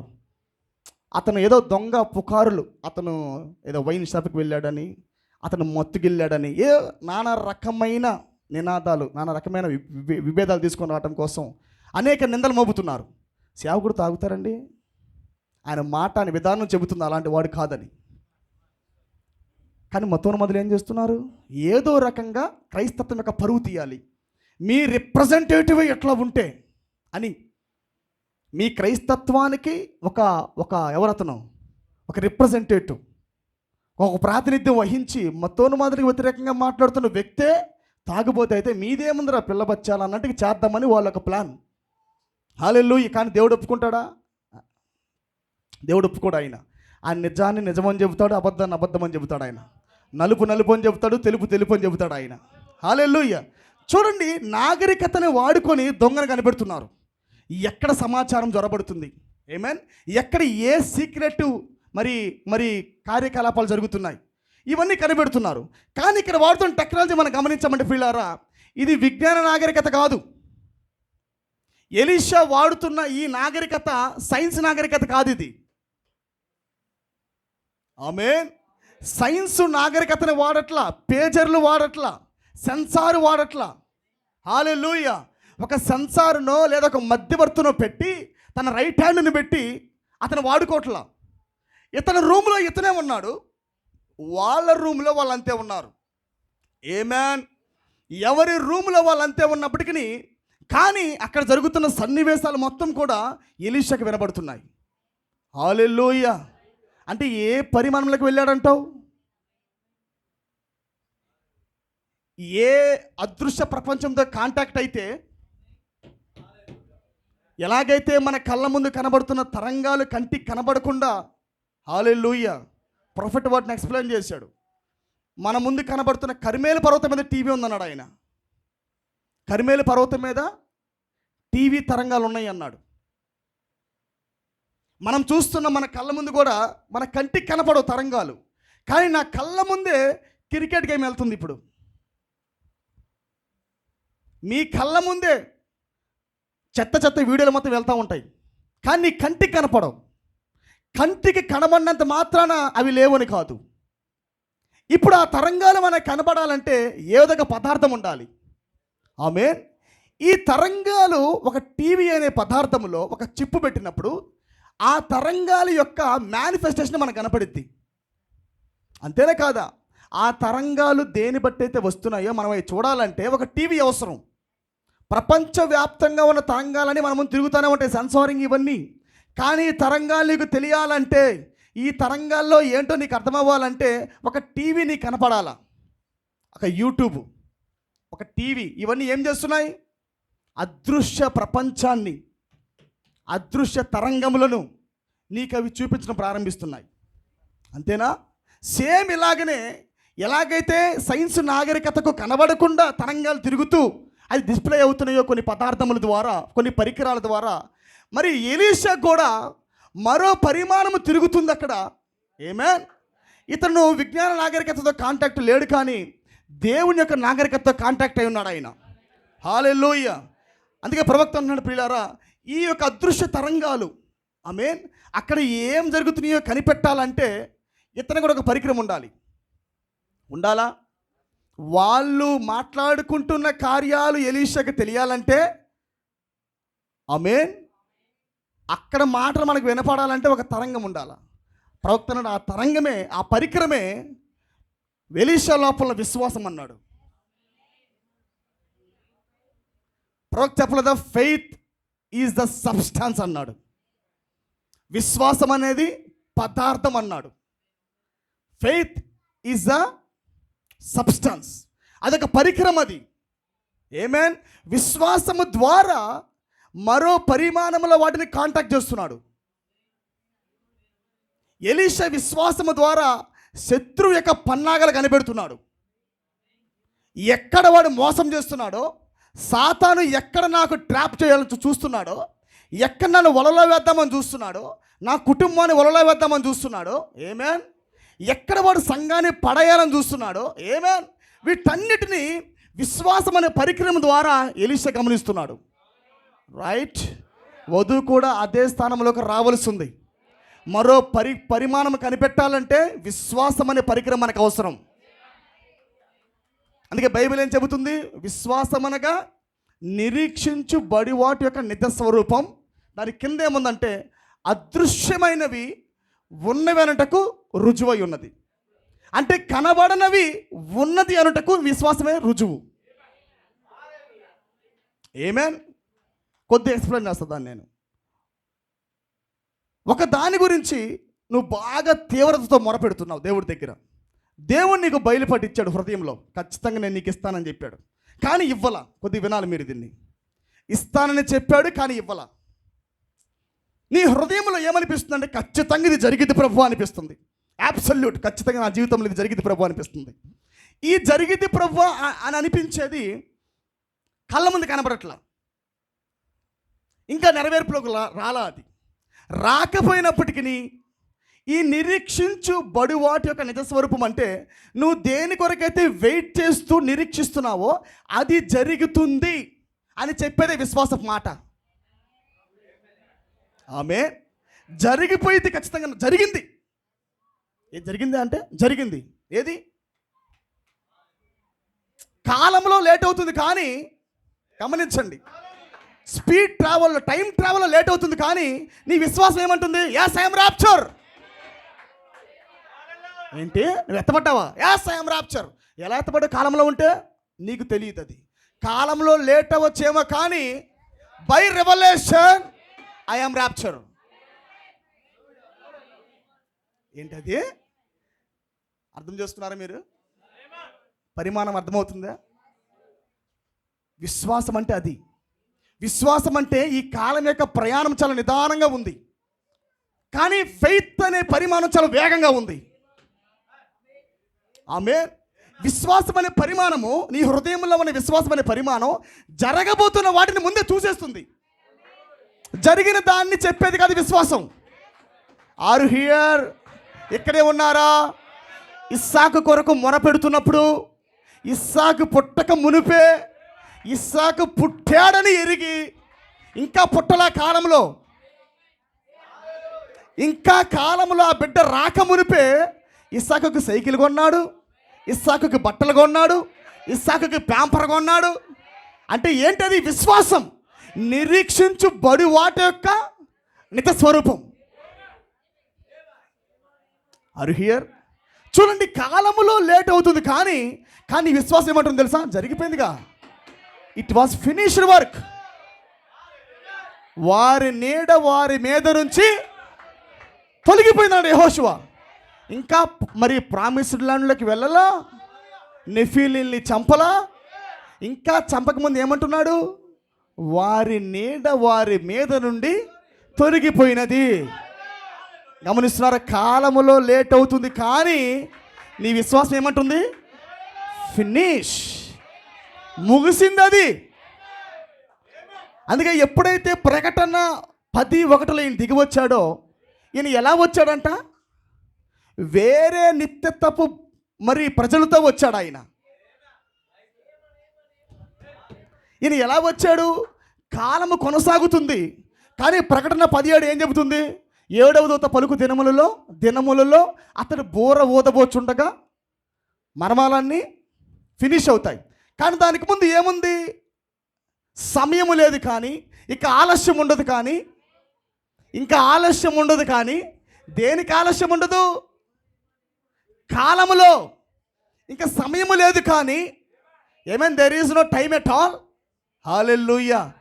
గమనించిన ప్రియులారా, ఈ యొక్క కాలం ప్రయాణం చేయుచుండగానే మనము కాలంలో ఉన్నప్పటికీ విశ్వాసం అంటే మీకు అర్థమైందా? ప్రవక్త ర్యాప్చర్ ఇస్ రెవల్యూషన్ అన్నాడు. నేను అంటుంది నేను 1000 ఏళ్ల పరిపాలన ఉన్నానని కాదుండోయ్. ఈ మాటలు చెబుతున్నప్పుడు కొన్ని ఆలోచనలు మళ్ళీ వెళ్ళిపోతూ ఉంటాయి. మనం ఇప్పుడు ఎత్తబడ్డామని కాదు, మనం ఇప్పుడు 1000 ఏళ్ల పరిపాలనలో ఉన్నామని కాదు నా అర్థం. కొద్దిగా నా ఒక లాంగ్వేజ్ పట్టుకోండి, నా భావాన్ని పట్టుకోండి. మీరు వెళుతున్న ప్రయాణం కాలంలో లేట్ అవుతుంది, కానీ నిజమైన వధువు ఎలాగున్నదంటే, నేను ఇదివరకే ఆయన దగ్గర ఉన్నా. Before the foundation of the world, లోక పునాదులు వేయబడక మునిపే నేను క్రీస్తులో ఉన్నా. ఆయన నిత్యత్వపు తలంపులో నేను ఉన్నా. ఆయన మనసు వెనుక భాగంలో ఉన్నా. ఆయన పలకగా ఈ కాలంలో నేను భూమి మీదకి వచ్చాను. ఆమేన్. ఈ భూమి మీదకి వచ్చి నా జీవితం జీవించి ముగిసిన తర్వాత I came from God, I go to God. అంతేనా? నేను దేవుడి దగ్గర నుంచి వచ్చాను, మరలా నేను దేవుడి దగ్గరికే వెళ్ళిపోతున్నా. నేను దీని మధ్యలో ఎన్ని లేసినా నాకు అనవసరం. నా డెస్టినీ నాకు తెలుసు, నా మూలము నాకు తెలుసు, నా గమ్యము నాకు తెలుసు. ఎక్కడి నుండి వచ్చానో తెలుసు, ఎక్కడికి పోతున్నానో తెలుసు. అందుకే నిరీక్షణ లేని ఇతరుల వల్లే మనం లేము. ఎక్కడికి వెళ్తున్నామో తెలియని మార్గాల్లో మనం లేం. పుస్తకం వచ్చిందే మార్గాలు చూపించడం కోసం, 7వ దూత వచ్చిందే మార్గాలు బయలుపరచడం కోసం. హల్లెలూయా. క్రైస్తత్వంలో ఉన్నామనుకుంటారు కానీ మార్గాలు తెలియదు. వితౌట్ ప్రొఫెట్, ప్రవక్త లేకుండా. కానీ ప్రవక్త ఎప్పుడైతే వచ్చాడో నీకు మార్గాలు బయలుపరచబడ్డాయి. ఎగ్జాక్ట్ క్లియర్ కనపడుతుంది నీకు. ఆమేన్. గమనించండి, అంటే విశ్వాసము దేంట్లోకి వెళ్తుంది చూస్తున్నారా మీరు? టైంలో ఉన్నప్పటికీ జరుగుతున్న సంగతులు కనిపెడుతుంది. దూత చెప్పేది కాదు నేను మాట్లాడుతుంది దర్శనాన్ని కాదు. దర్శనము భవిష్యత్తుని చెబుతుంది, నేను మాట్లాడటం లేదు. కళ రేపు జరగబోయే కార్యక్రమాన్ని చెబుతుంది, నేను దాన్ని మాట్లాడటం లేదు. ఆమేన్. దేవుని ఆత్మ జరగబో సంగతులు బోధిస్తుంది, నేను దాన్ని మాట్లాడటం లేదు. కానీ నేను చెబుతుంది ఏంటంటే రెవల్యూషన్. దర్శనము జరగబోయే వాటిని చెబుతుంది, కళ జరగబోయే వాటిని చెబుతుంది. ఒకవేళ దేవుని ఆత్మ నీతో ఉన్నా జరగబోయే వాటిని చెబుతుంది. కానీ ఈ మూడిటికన్నా ఇక్కడ సాక్ష్యం పొందింది హెబ్రీ 11లో. ఒకసారి ఓపెన్ చేయండి నాతో కలిసి. దేవుని దూత పితరులతో ఉండుట బట్టి గొప్ప సాక్ష్యం పొందిరి అని ఉన్నదా? దేవుని ఆత్మ పితరులతో ఉండుట బట్టి గొప్ప సాక్ష్యం పొందిరి అని ఉన్నదా? లేదా దర్శనాలు బహుబలంగా కలుగుట బట్టి, వాళ్ళు భాషల్లో బహుబలంగా మాట్లాడుట బట్టి, వాళ్ళకి కళలు బహుబలంగా వచ్చుట బట్టి వాళ్ళు సాక్ష్యం పొందిరి అని ఉన్నదా? లెట్స్ సీ, ఒకసారి చూద్దాం తీయండి. వారు విశ్వాసము ద్వారా రాజ్యములను జయించిరి. ఏంటిది? ఆయుధములతో కాదా? ఇప్పుడు యెహోషువ రాజ్యాన్ని జయించాడా? వినాలి. యెహోషువ రాజ్యాన్ని జయించాడా? ఎలా జయించాడంట? ఆయుధాలతోనా? ఇక్కడ దేని గురించి పౌలు రాస్తున్నాడో హెబ్రీ పత్రిక చాలా ప్రాముఖ్యం. కాలములో జరగబోతున్న దాన్ని ఒక స్పీడ్ ట్రావెల్ అయింది ఇది. అంటే మనం చూసిన ఎఫెసీ 2:7లో చెప్పబడిన లేఖన ప్రకారముగా మనము ఎక్కడ ఉన్నాము? పరలోక స్థలముల్లో కూడా కూర్చుండబెట్టబడి ఉన్నాం. We are living in the both places. మనము ఈ స్థలములో మాత్రమే లేము. మనం మరో పరిమాణంలో ఉన్నాము, అలాగే ఈ పరిమాణంలో కూడా ఉన్నాం.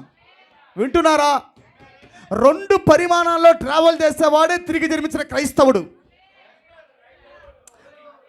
2 పరిమాణంలో ట్రావెల్ చేయగలడు. Not only earthly position, not only earthly dimension.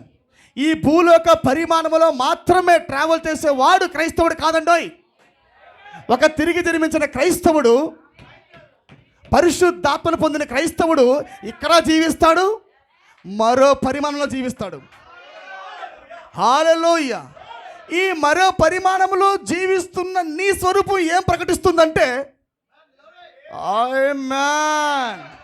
మరో పరిమాణంలో జీవిస్తున్న నీ వాక్య దేహము చాలా స్పీడ్ ట్రావెల్. గ్లోరీ. నీకున్న వాక్య దేహం చాలా స్పీడ్. అది కాలములో జరగబోతున్న వీటిని, గ్లోరీ టు గాడ్, జరగబోతున్న సంవత్సరంతో జరగబోతుంది. బ్రదర్ కల వచ్చిందా? No no no no no. సంవత్సరం తర్వాత ఇది ఖచ్చితంగా నా జీవితంలో జరగబోతుంది. ఎలా చెప్పేదా నువ్వు? హల్లెలూయా. గమనించిన పిల్లారా, కొద్ది జాగ్రత్తగా వినండి. ఒక సంవత్సరం తర్వాత జరగబోతున్న దాన్ని జరిగింది అని చెప్పుటే ఫెయిత్. ప్రవక్త ఏమంటున్నాడు? జాన్ హైడ్కి, అంతేనా? అతని పేరు జాన్ రైన్. జాన్ రైన్కి అతను న్యూస్ పేపర్లు అమ్ముకునే వ్యక్తి. న్యూస్ పేపర్లు వీధులమ్మడి తిరిగి అమ్ముకుంటూ ఉండేవాడు. అతను పుట్టుకతోనే గుడ్డివాడు. ఈ పుట్టుకతో గుడ్డివాడైన జాన్ రైన్కి దేవుడు ప్రవక్త ప్రార్థన చేశాడు. బ్రదర్ జాన్ రైన్, నీవు దేవుని నమ్ముతున్నావా అంటే ఎస్ సార్ నేను నమ్ముతున్నాను అన్నాడు. దేవుడు నేటికి స్వస్థపరచువాడని నమ్ముతున్నామంటే yes sir I believe he is the healer అన్నాడు. సరే నేను ప్రార్థన చేయించున్నాను, నీ కళ్ళు మూసుకో అన్నాడు. ప్రవక్త చేయబట్టి ప్రార్థన చేయగానే ఆ వ్యక్తికి వెంటనే వచ్చాయా? రాలా, వెళ్ళిపోయాడు అక్కడి నుంచి. చాలామంది ప్రజలు క్యాన్సర్ కోసం వచ్చిన వాళ్ళు క్యాన్సర్ వెళ్ళిపోతుంది. ఆమేన్. మరి షుగర్ డయాబెటీస్ కోసం వచ్చారు, ప్రవక్త ప్రార్థన చేస్తున్నాడు, షుగర్ వెళ్ళిపోతుంది. ఇలాగా అనేక అద్భుతాలు ఆ వ్యక్తికి వినబడుతున్నాయి. ఎవరికి? జాన్ రైన్కి. జాన్ రైన్కి చాలా అద్భుత కార్యాలు వినబడుతున్నాయి. అయ్యా మరలా వచ్చాడు వరుసలోకి. అయ్యా బ్రదర్ బ్రానం అనగానే బ్రదర్ బ్రానం అంటాడు, నీ జాన్ రైన్ నీకోసం నేను ప్రార్థన చేశా కదా, మరలా ఎందుకు వచ్చావు అన్నాడు. అప్పుడు జాన్ రైన్ అంటాడు, అయ్యా నా ముందు నిలబడిన వాళ్ళందరికీ స్వస్థత జరిగింది, నాకెందుకు జరగలేదు అన్నాడు. నీకు జరగలేదా? జరిగిపోయింది అన్నాడు. ఏమన్నాడు?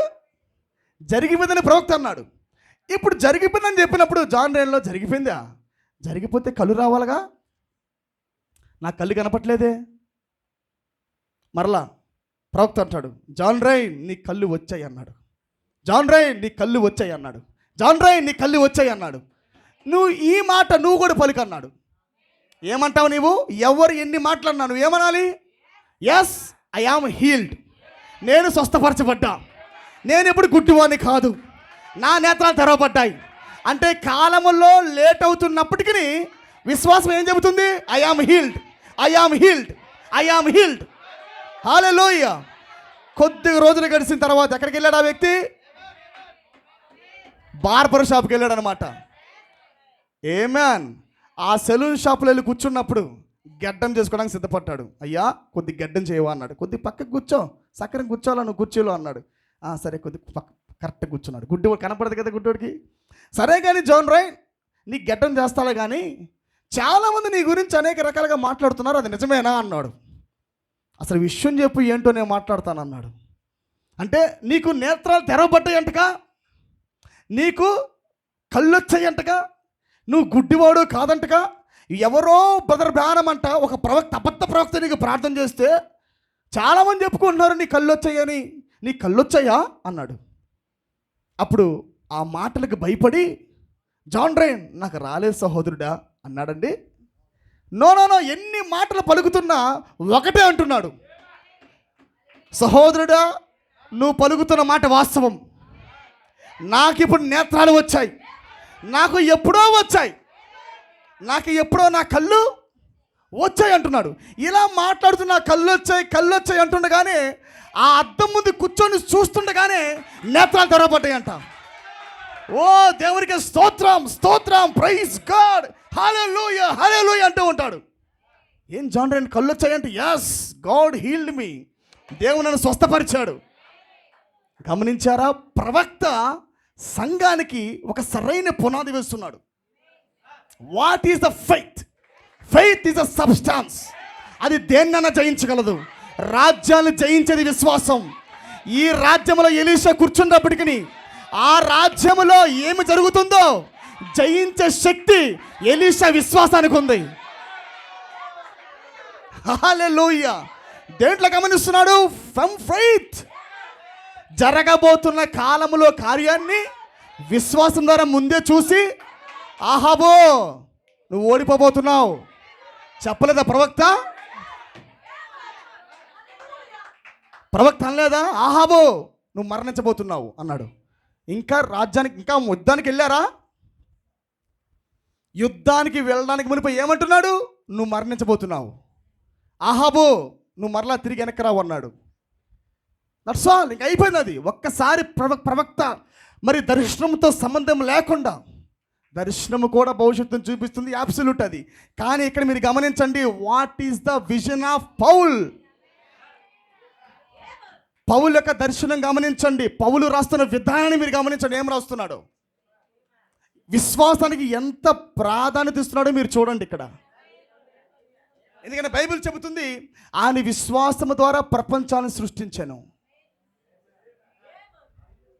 By faith. దేవుడే విశ్వాసము ద్వారా ప్రపంచాన్ని సృష్టించాడంట, స్థాపించాడంట.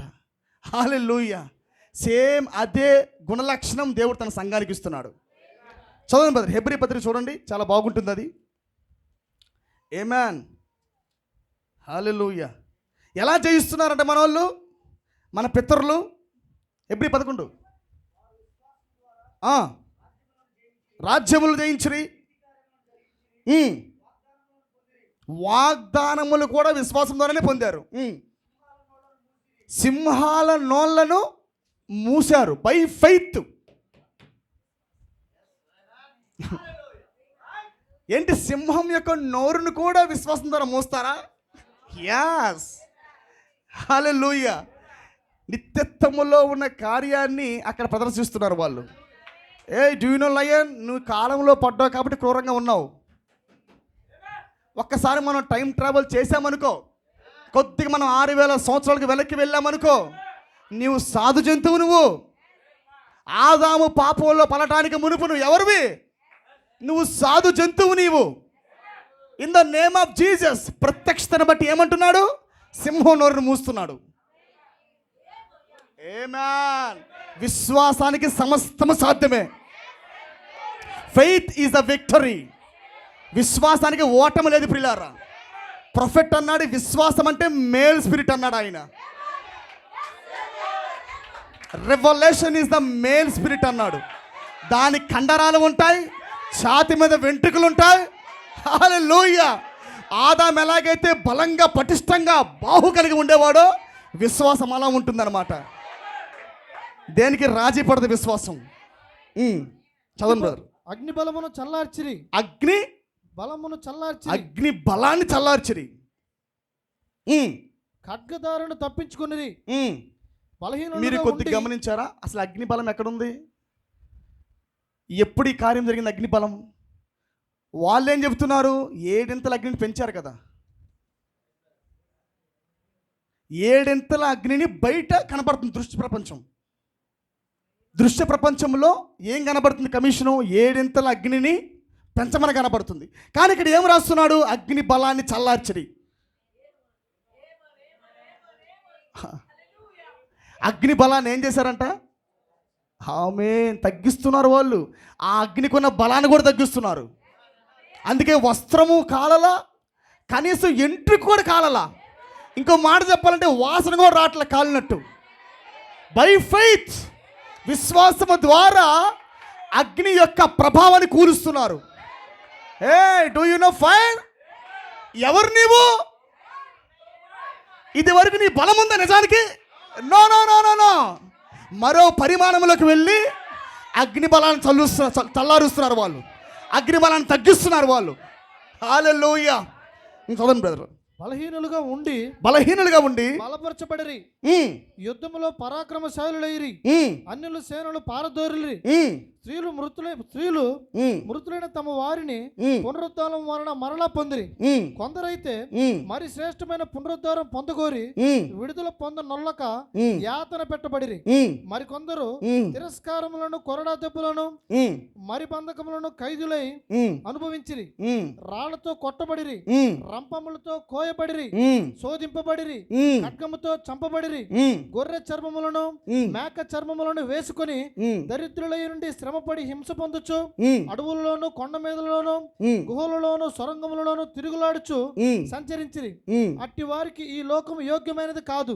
గమనించండి పిల్లారా, ఈ 11 అధ్యాయం అంతా కూడా ప్రత్యక్ష అధ్యాయం. అది మీరు ప్రతి వచనాన్ని కానీ మీరు ధ్యానించారంటే it had lot of subject. నీవు కరెక్ట్గా లేఖనంలో ఫిట్ అవుతావు. నీవు హెబ్రీ పత్రిక మీరు కానీ జాగ్రత్తగా ధ్యానించారంటే, అసలు 11 అధ్యాయం కానీ మీరు లోతుగా ధ్యానించారంటే మన స్థానాలు మొత్తం కూడా దాంట్లో ఫిట్ అవుతూ ఉంటాయి. ఎప్పుడు ఎప్పుడు ఎప్పుడు నీ స్టేట్ దాంట్లోకి వెళ్ళినప్పుడు, నీ పొజిషన్, నువ్వు టర్న్ అయినప్పుడు వాళ్ళు నీకు అర్థమవుతారు. నువ్వు టర్న్ అయినప్పుడే వారు నీకు అర్థమవుతారు. ఇది మెసేజ్ అనమాట. హల్లెలూయా. చూడండి, విశ్వాసపు ద్వారానే జరుగుతున్న వాటిని చూడగలుగుతున్నాడు, వాళ్ళు చెబుతున్న సంగతులు వినగలుగుతున్నాడు. ఆమేన్.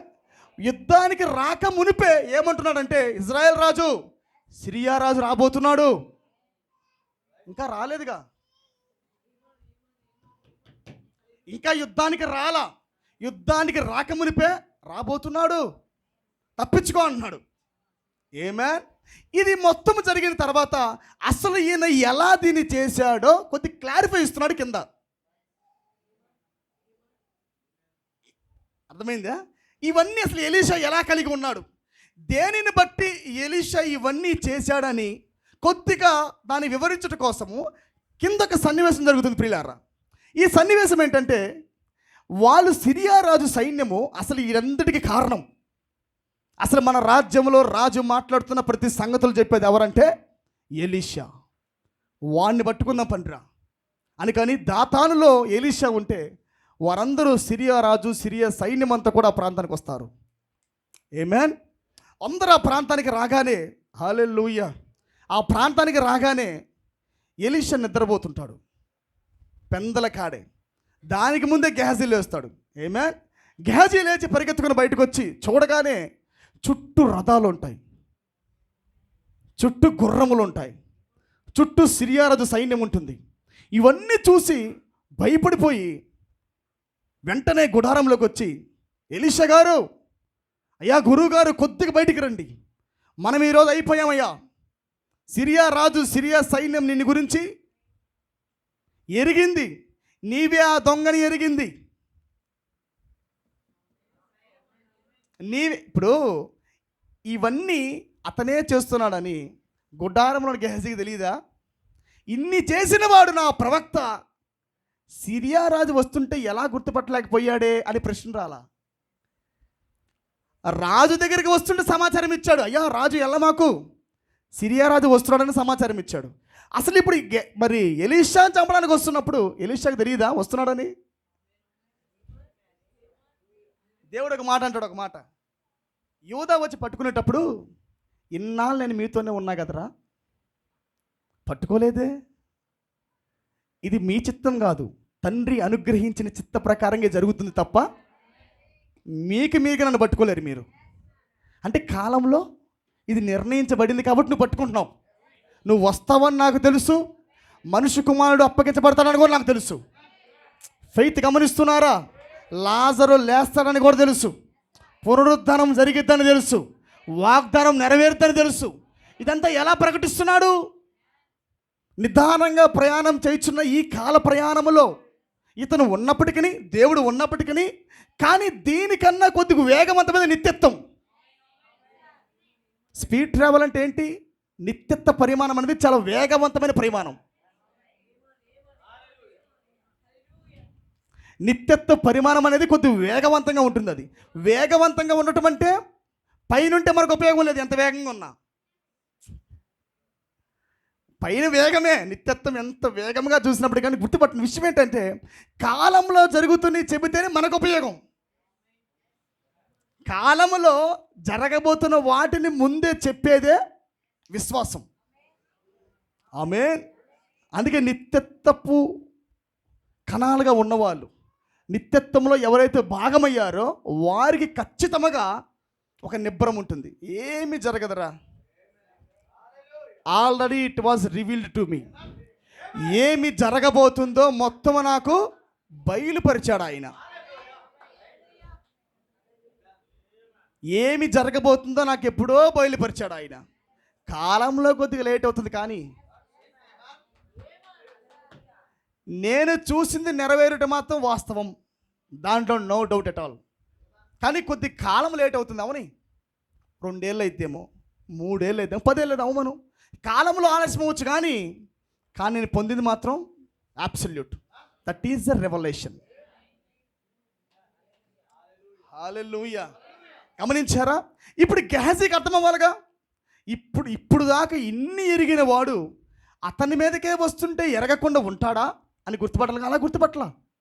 ఉదయకాలం లేగానే సామ్రాజ్యం చూశాడు, భయపడిపోయాడు. మరి వచ్చాడు, గురువుగారు మనం అయిపోయాం, వీఆర్ ఫినిష్ టుడే, ఈరోజు మనం మృతులం, ఈ రోజుతో మన చాప్టర్ క్లోజ్ గురువుగారు అంటున్నాడు. అయితే ఎలీషా పైకి లేచాడు. ఏంట్రా పొద్దున్న అరుపులో, ఏం జరిగింది చెప్పు అన్నాడు. ఒక్కసారి బయట చూడగా అన్నాడు. చూడగానే బయట సిరియా రాజులు ఉన్నారు. ఆమె అల్లంత దూరంలో కొండల మీద, ఆ ప్రాకారముల మీద, ఆ రథాలతో ఏమైనా పట్టణం చుట్టూ వాళ్ళు మాటు కాశారు. ఇదంతా ఎలీషా చూశాడు. ఉంటే ఉన్నాయి, ఏమైంది? ఉంటే ఉండని, ఏమైంది? గెహజీ ఏమైంది నీకు? తొందరపడుతున్నావు ఎందుకురా నాయన? భవిష్యత్తు గురించి అర్థం కాలేదా నాతో? అందుకే నేను ప్రారంభంలోనే చెప్పా, నేను ప్రవక్తతో ఉన్నా, నేను ఎలీషాతో ఉన్నా. గెహజీ నీ పొజిషన్ అంటే ఎరుగురా నాయన.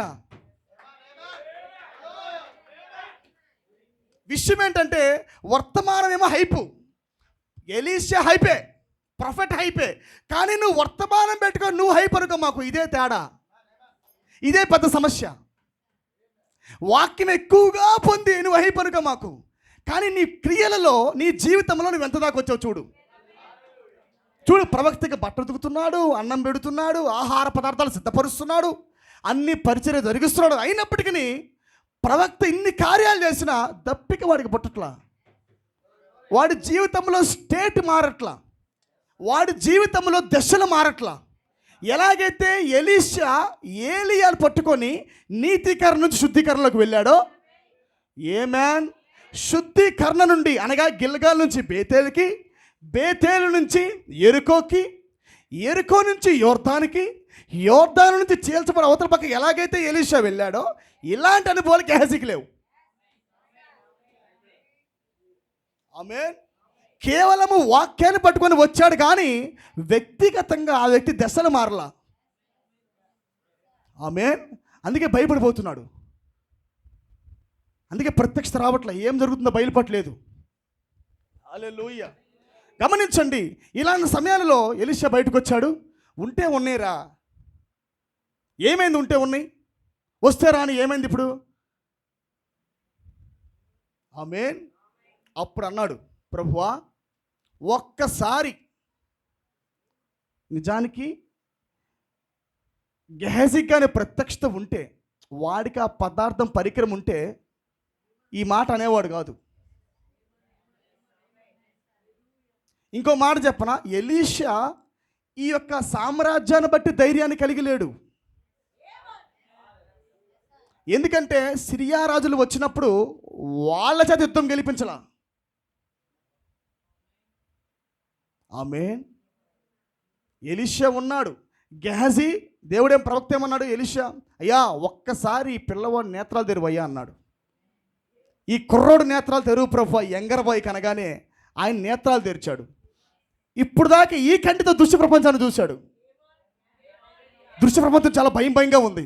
కాలంలో వామ్మో ఈ సమస్య ఇంత పెద్దదా, టైం కాలంలో భయంగా ఉంది. వామ్మో ఈ అగ్నిరథాలు, ఈ సిరియా రాజు, ఈ సైన్యాన్ని బట్టి నా ప్రాణం పోయిద్దేమో అనిపిస్తుంది అని భయం ఉంది.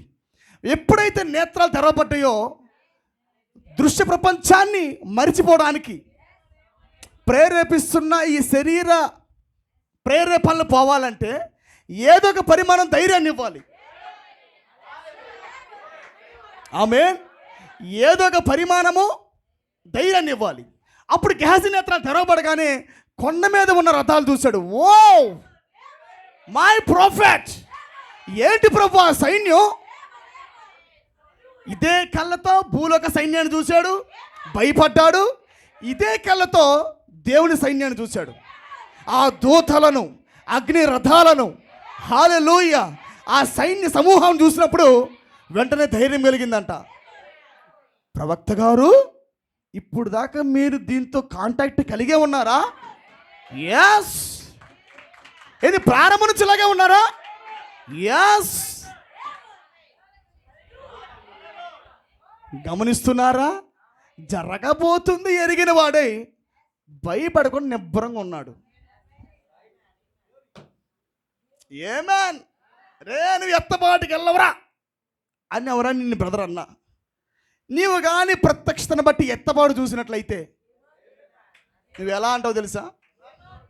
నువ్వు కాదు, నీతో పాటు 100 సంఘాలన్నా, నీతో పాటు కొన్ని లక్షల సంఘాలన్నా, but already I am rapture by faith. విశ్వాసాన్ని బట్టి ఎప్పుడో ఎత్తబడ్డ కాలంలో లేట్ అవుతుంది. హల్లెలూయా. కాలంలో రేపో మాపో స్వభావం మార్చబడి, దేహాలు మార్చబడి ఎత్తబడతా. కానీ విమోచన దినం వరకు పౌలు గమనించారు ఏం మాట్లాడుతున్నాడో. కాలంలో లేట్ అవుతుంది. కాలంలో విమోచన దినం అంటే ఎత్తబాటు దినము. కానీ ఏమంటున్నాడు? విమోచన దినం వరకు మీరు ముద్రింపబడి ఉన్నారు. ఏంటండి మాట కొద్ది వ్యత్యాసంగా ఉందే, కొద్ది డిఫరెంట్గా లేదు ఇది. విమోచన దినం వరకు ముద్రింపబడి చెప్పేశాడు. ఆయన ఒక్క ర్యాప్చరే చూడలా,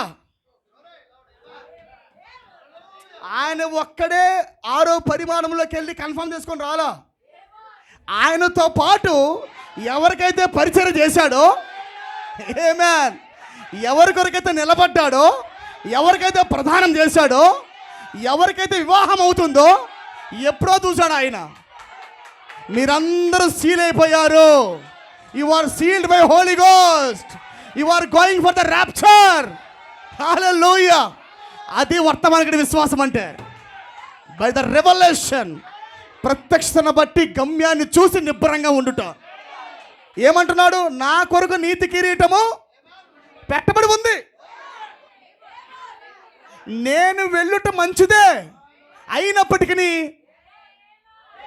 మీ కొరకు ఉన్నా, మిమ్మల్ని రేపుదామని ఉన్నా, మిమ్మల్ని ప్రోత్సాహపరుద్దామని ఉన్నా, మీకు వాక్యం చెబుదామని ఉన్నా. Already I am rapture, I got prize. అందుకే పరలోక స్థలములలో మీరు కూర్చుండబెట్టబడి ఉన్నారు, ఉంటారు కాదు. నాట్ విల్ బి, ఉంటారు కాదు, ఉన్నారు. హల్లెలూయా. That is a faith. అది రెవల్యూషన్ అంటే ఎప్పుడు ఇలారా. అందుకే వ్యక్తిగత జీవితంలో మీరు ఏ స్టేట్ గమనించండి, ఎక్కడ మీ స్థితి ఎక్కడ గమనించండి. కొద్దిగా ఆగిపోయిందా మరలా వేగాన్ని పెంచండి. లార్డ్ మరలా ప్రత్యక్షత బయలుపరచిన ఆయన, నాకు బయలుపరచు ప్రభువా, ఎక్కడ ఆగిపోయినా నాకు చూపించు ప్రభువా. హల్లెలూయా. ఎప్పుడైతే గెహజీ ఈ యొక్క సన్నివేశాన్ని చూశాడో హృదయంలో ధైర్యం వచ్చేస్తుందంట. ఓ లార్డ్, ఒక్కసారి ఇది చూస్తే నాకు ఎంత ధైర్యం ఉంటే, ఇప్పుడు దాకా నువ్వు ఈ పరిమాణంతోనే కాంటాక్ట్ అయి ఉన్నావా? Yes Gehazi, I am contacting with another dimension. నేను మరో పరిమాణంతో అనుభూతి చెందుతూ ఉన్నా, నేను మరో పరిమాణంతో కాంటాక్ట్లో ఉన్నా. హల్లెలూయా. చూడండి, సిరియా సైన్యం లోపలికి వచ్చిన తర్వాత చక్కగా రానిచ్చాడు. రానిచ్చిన తర్వాత అందరి నేత్రాలు మూశాడు. ఆమె ఎవరు వోకలది, ఎవరు వాయిస్ అది? దూతరాల.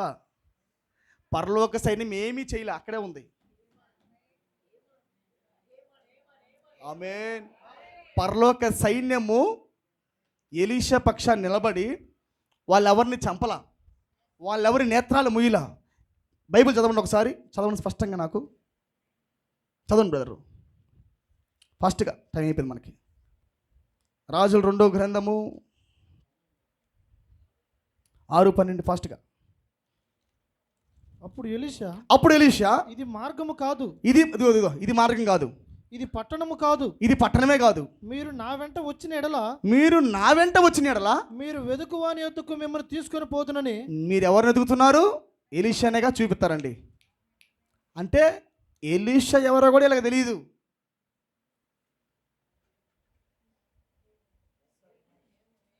ఆమేన్. యేసుక్రీస్తు ఎవరో తెలియదు. నేను ముద్దు పెడతా ప్రభు అన్నాడు. Who is the bride? I don't know. నేను ముద్దు పెడతా. యేసుక్రీస్తు ఎవరో వాళ్ళు ఎవరికి తెలియదు, శత్రువులకి. యూదా వెళ్ళి నేను ముద్దు పెడతానయ్యా, నేను ఎవరికైతే ముద్దు పెడతానో ఆయన ప్రభు అయిన యేసుక్రీస్తు. ఆమేన్. చూడండి, చెప్పండి, చదవండి బ్రదర్. మీరు నా వెంట వచ్చిన ఎడల మీరు నా వెంట వచ్చిన ఎడల మీరు వెదుకువాని యొద్దకు మిమ్మల్ని తీసుకొని మీరు వెదుకువాని యొద్దకు మిమ్మల్ని తీసుకుని వెళ్తానని చెప్పాను. సోమ్రోను పట్టణమునకు వారిని నడిపించెను. వారు సోమ్రోనునకు వచ్చినప్పుడు అతడు యెహోవా వీరు చూచినట్లు వీరి కళ్ళను తెరువమని ప్రార్థన చేయగా. దానికి ముందు చదవలా నీవు. ముందు నేత్రాలు మూసించదు, నేత్రాలు తెరిచించదు. ఆ దండు వారిని సమీపించినప్పుడు ఎలీషా, గమనిస్తున్నారా? ఎలీషా ఈ దండు వారిని అంధత్వముతో మొత్తుమని వేడుకొనగా వారు గుడ్డివారయ్యారు. వాళ్ళ కళ్ళు కనబడట్లా. అక్కడ ఒక టెక్నాలజీ వాడాడు. బెడ్రూమ్లో కూర్చున్నప్పుడు, వాళ్ళ బెడ్రూమ్లో కూర్చున్నప్పుడు ఒక టెక్నాలజీ వాడాడు. అక్కడ ఏం జరుగుతుందో సమాచారం ఇచ్చాడు టెక్నాలజీ వాడి. ఇక్కడ ఒక టెక్నాలజీ వాడుతున్నాడు. ఆమె ఇటుపక్క గెహజీకేమో నేత్రాలు తెరిచాడు, స్పిరిచువల్ ఐస్ తెరిచాడు. మరి ఆమె వీళ్ళకి భౌతికమైన నేత్రాలు మూసాడు. పరిచర్య అథారిటీ గమనిస్తున్నారు ఎలాగుందో? అంటే సమస్తమైన వశంలో ఉన్నాయి. సమస్తం ఎలీషా వశంలో ఉంది. మీరు ఇంకో స్టేట్ మీరు గమనించారంటే, నయమాను వచ్చినప్పుడు కనీసం నయమాను చూడను కూడా చూడడు, చెయ్యి కూడా పెట్టడు. Just speak the word. ఏమన్నాడు? వధువు ఏమంది? Speak the word. ఎలీషా తన ఒక్క గుడారంలో కూర్చొని మాట పలుకుతాడు. నయమాను వెళ్ళమను, నేను కుష్ఠరోగి దగ్గర నేను రాలే కానీ ఆమేన్, ఆ యోర్దాను నదిలోకి వెళ్ళి 7 సార్లు మునిగి లేమని చెప్పాడు ఆయన. నయమాను వెళ్ళి 7 సార్లు మునిగి లేవగానే పసిపిల్లవాడి దేహమైనట్టుగా అయిపోయింది. నయమాన్ని చూడలా, నయమాను మీద చెయ్యి పెట్టలా, జస్ట్ స్పీక్ ద వర్డ్. వాక్యం ప్రకటించాడు, స్వస్థత జరిగింది. గమనించండి, ఆత్మీయతలో స్టేజ్లు మారిపోతున్నాయి, ప్రత్యక్షతలో మార్గాలు మారిపోతున్నాయి. అతను వెళ్ళే కొద్దికి అతని జీవితంలో మలుపులు జరుగుతూ ఉన్నాయి. హల్లెలూయా. ఇప్పుడు గుడ్డివారు చేస్తుంది ఎలీషానే, నేత్రాలు ఇస్తుంది ఎలీషానే. Still happening. అది ఇప్పుడు కూడా జరుగుతుంది. అది ఏ నీళ్ళైతే నోవాహును రక్షించాయో,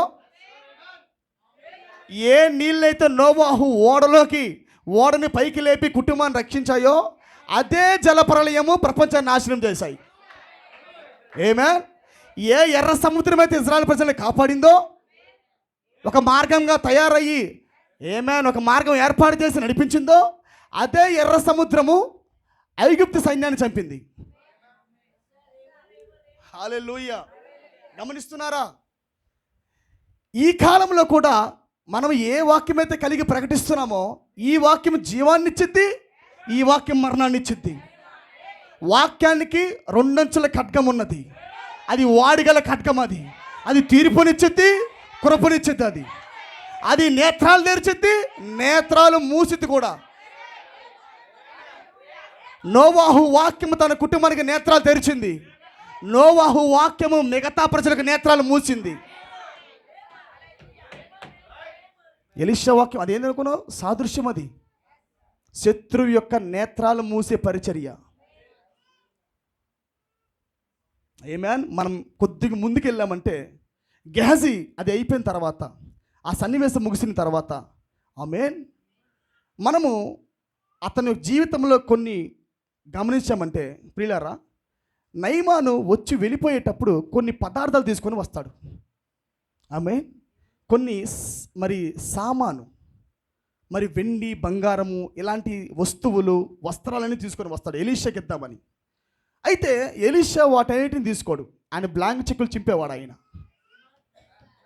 ఆయన బ్లాంక్ చెక్కులు చింపేవాడు. ఐ డోంట్ నో ఎనీథింగ్, నాకు ఏమీ తెలీదు, నాకేమీ వద్దు, అలాంటి వాటిలో నేను అడుగు పెట్టనని చెప్పేవాడు ఆయన. అయితే ఇతనితో పాటు ఇతను ఎదగలేదుగా. ఆమేన్. వర్తమానికుడు పక్కన ఉన్నప్పటికీ ఇతను ఎదగలా.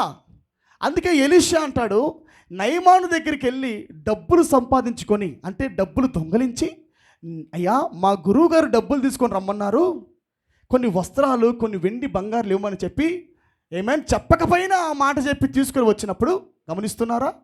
ఆమేన్. వచ్చినప్పుడు నయమానుతో ఎలీషా ఒక మాట అన్నాడు, ఎలీషా నీవు వెళ్ళినప్పుడు నీతో పాటు నా మనసు రాలేదా అన్నాడు. నువ్వు నా పక్కనే ఉన్నావు కదా, ఎన్నో సంవత్సరముల నుంచి నా పక్కన ఉన్నావు కదా, నా మనసు నీకు అర్థం కాలేదా? నేను చెక్కులు చింపేవాడిని కదా. ఆమేన్. నేను చెక్కులు చింపేవాడిని కదా, నేను ఏది ఆశించని వాడిని కదా, నువ్వెలా ఆశించావు అవి? నువ్వు వెళ్ళినప్పుడు నా మనసు నీతో రాలేదా అన్నాడు ఆయన. దాని తర్వాత లేదు లేదు అయ్యగారు. ఆమేన్. చూడండి, క్యాన్సర్ ఉంది ఉంది ఉంది అని ఒక రిపోర్ట్ తీసుకొని వచ్చాడు ఒకసారి.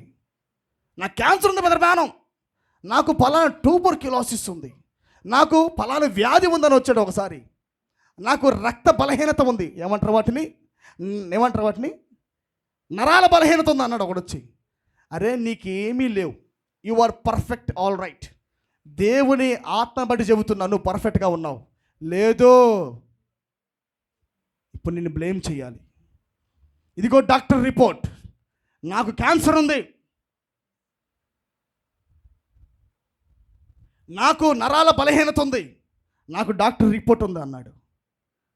నువ్వు ఇంతగా మాట్లాడుతున్నావు కాబట్టి, నా మనసు నీతో లేదు కాబట్టి, నీకు నాకు ఎటువంటి సంబంధమే లేదు కాబట్టి, నీకు ఏదైతే ఉందనుకున్నావో నీకు అది ఇస్తున్నా పోరా అన్నాడు. ఆమేన్. నిజానికి వాడికి లేదు పాపం, బ్లేమ్ చేద్దామని వచ్చాడు, కూర్చున్నాడు. బ్రదర్ బాణం బ్లేమ్ చేద్దాం అనుకున్నాడు. ప్రవక్తలు వేశాడు, నీకు మొత్తం ఆల్ రైట్గానే ఉందరా, బాగుందరా అన్నాడు. కానీ వీడు ఒప్పుకోలా. వెంటనే ఏదైతే రిపోర్ట్లో ఉందో అది నీకు జరుగునుగాక అన్నాడు. వెంటనే ఆ క్యాంపస్లో ఉండగానే అండు పాపం బాగొచ్చాడు, ఎటువంటి నిమ్ము లేదు, ఎటువంటి నరాల బలహీనత లేదు, బాగా చక్కగా ఉన్నాడు. వచ్చి ప్రవక్తని హేళన చేద్దాం అనుకున్నాడు. అంటే మీరు గమనించారా, నయమాను దగ్గరికి ప్రభావం తెద్దామని వెళ్ళాడు మరో కోణంలో. డబ్బు మాత్రమే కాదు అక్కడ. ఎలీషా ఏమంటున్నాడు, నువ్వు ఆ మాట అంటే నిజంగా నేను తీసుకున్నట్టేగా. అంటే సిరియా సైన్యము నన్ను బట్టి డబ్బు తీసుకుంటాడు ఎలీషా. ఆమేన్. అతను కూడా డబ్బుకు పడిపోయేవాడే అని అనిపిద్దామనేగా నీవు, అంతేనా కాదా? కానీ ఎలీషా ఏమన్నాడు, నీకు ఏదైతే మరి డబ్బు కోసం పరిగెత్తావు కదా, నయమానికి పోయిన కుష్టంతా నీకు వచ్చిద్దిరా అన్నాడు. గెహజీకి మాత్రమే కాదు, గెహజీ నుంచి 4 తరాలకు వచ్చింది ఆ కుష్టి. ఆమేన్. That much of authority. గమనించారు ఎంత స్థానంలోకి వెళ్ళాడు. ఎలీషా చేసిన కార్యాలు మీరు గమనించారంటే ప్రియులారా, ద హై స్టేజ్. ఒక దేవుడు భూమి మీద ఉంటే ఎలాంటి కార్యక్రమాలు చేస్తాడో అంత పొజిషన్ ఇచ్చాడు ఆయన. ఎందుకు? రాబోతున్న ఒక సంఘం ఉంది, రాబోతున్న వధువు ఉన్నది. ఆమె ప్రత్యక్షతను బట్టి మరో పరిమాణం కనిపెట్టగలదు. ఆమె శత్రువు యొక్క పన్నాగం పట్టుకోగలదు. ఆమె పలికితే రోగులు స్వస్థపరచబడతారు. ఏమే రాబోతున్న కాలంలో ఇంకా ప్రార్థన అవసరం లేకుండా పోతుంది. నయమాను చూడాల్సిన అవసరం కూడా లేదు, స్పీక్ చేస్తే చాలు. ప్రవక్త ప్రార్థన చేశాడు అంతే, గదిలో ఉండి. అక్కడ మెడా కణితి వెళ్ళిపోయింది. కనీసం మెడాని చూడలా, మెడా స్కానింగ్ చూడలా, మెడా రిపోర్ట్ చూడలా. జస్ట్ రూమ్లో ఉన్నాడు. ప్రభువా నా భార్య యొక్క మెడా కణితి వెళ్ళిపోను కాక అన్నాడు. ఇంకా యోర్దాను కూడా లేదు ప్రియులారా. జస్ట్ స్పీక్ ద వర్డ్, వాక్యం పలికాడు అంతే. అక్కడ క్యాన్సర్ గడ్డలు రాలిపోతున్నాయి. హల్లెలూయా. దేవుడు నిశ్చయంగా మనకు అధికారం ఇవ్వబోతున్నాడు. రేపో మాపో, now the shadow is going on. ఏమైనా ఇప్పుడే నిజముగా ఆ ఛాయలు పరిగెత్తునుగాక, ఆ ఛాయలు సంఘములో లేచునుగాక, అతీతమైన కార్యాలు జరుగునుగాక, సాక్ష్యాలు మరలా తిరిగి వచ్చునుగాక. దేవుడి చిన్న వాక్యం దీవించునుగాక. పైకి లేచి నిలబడదాం ప్రియులారా.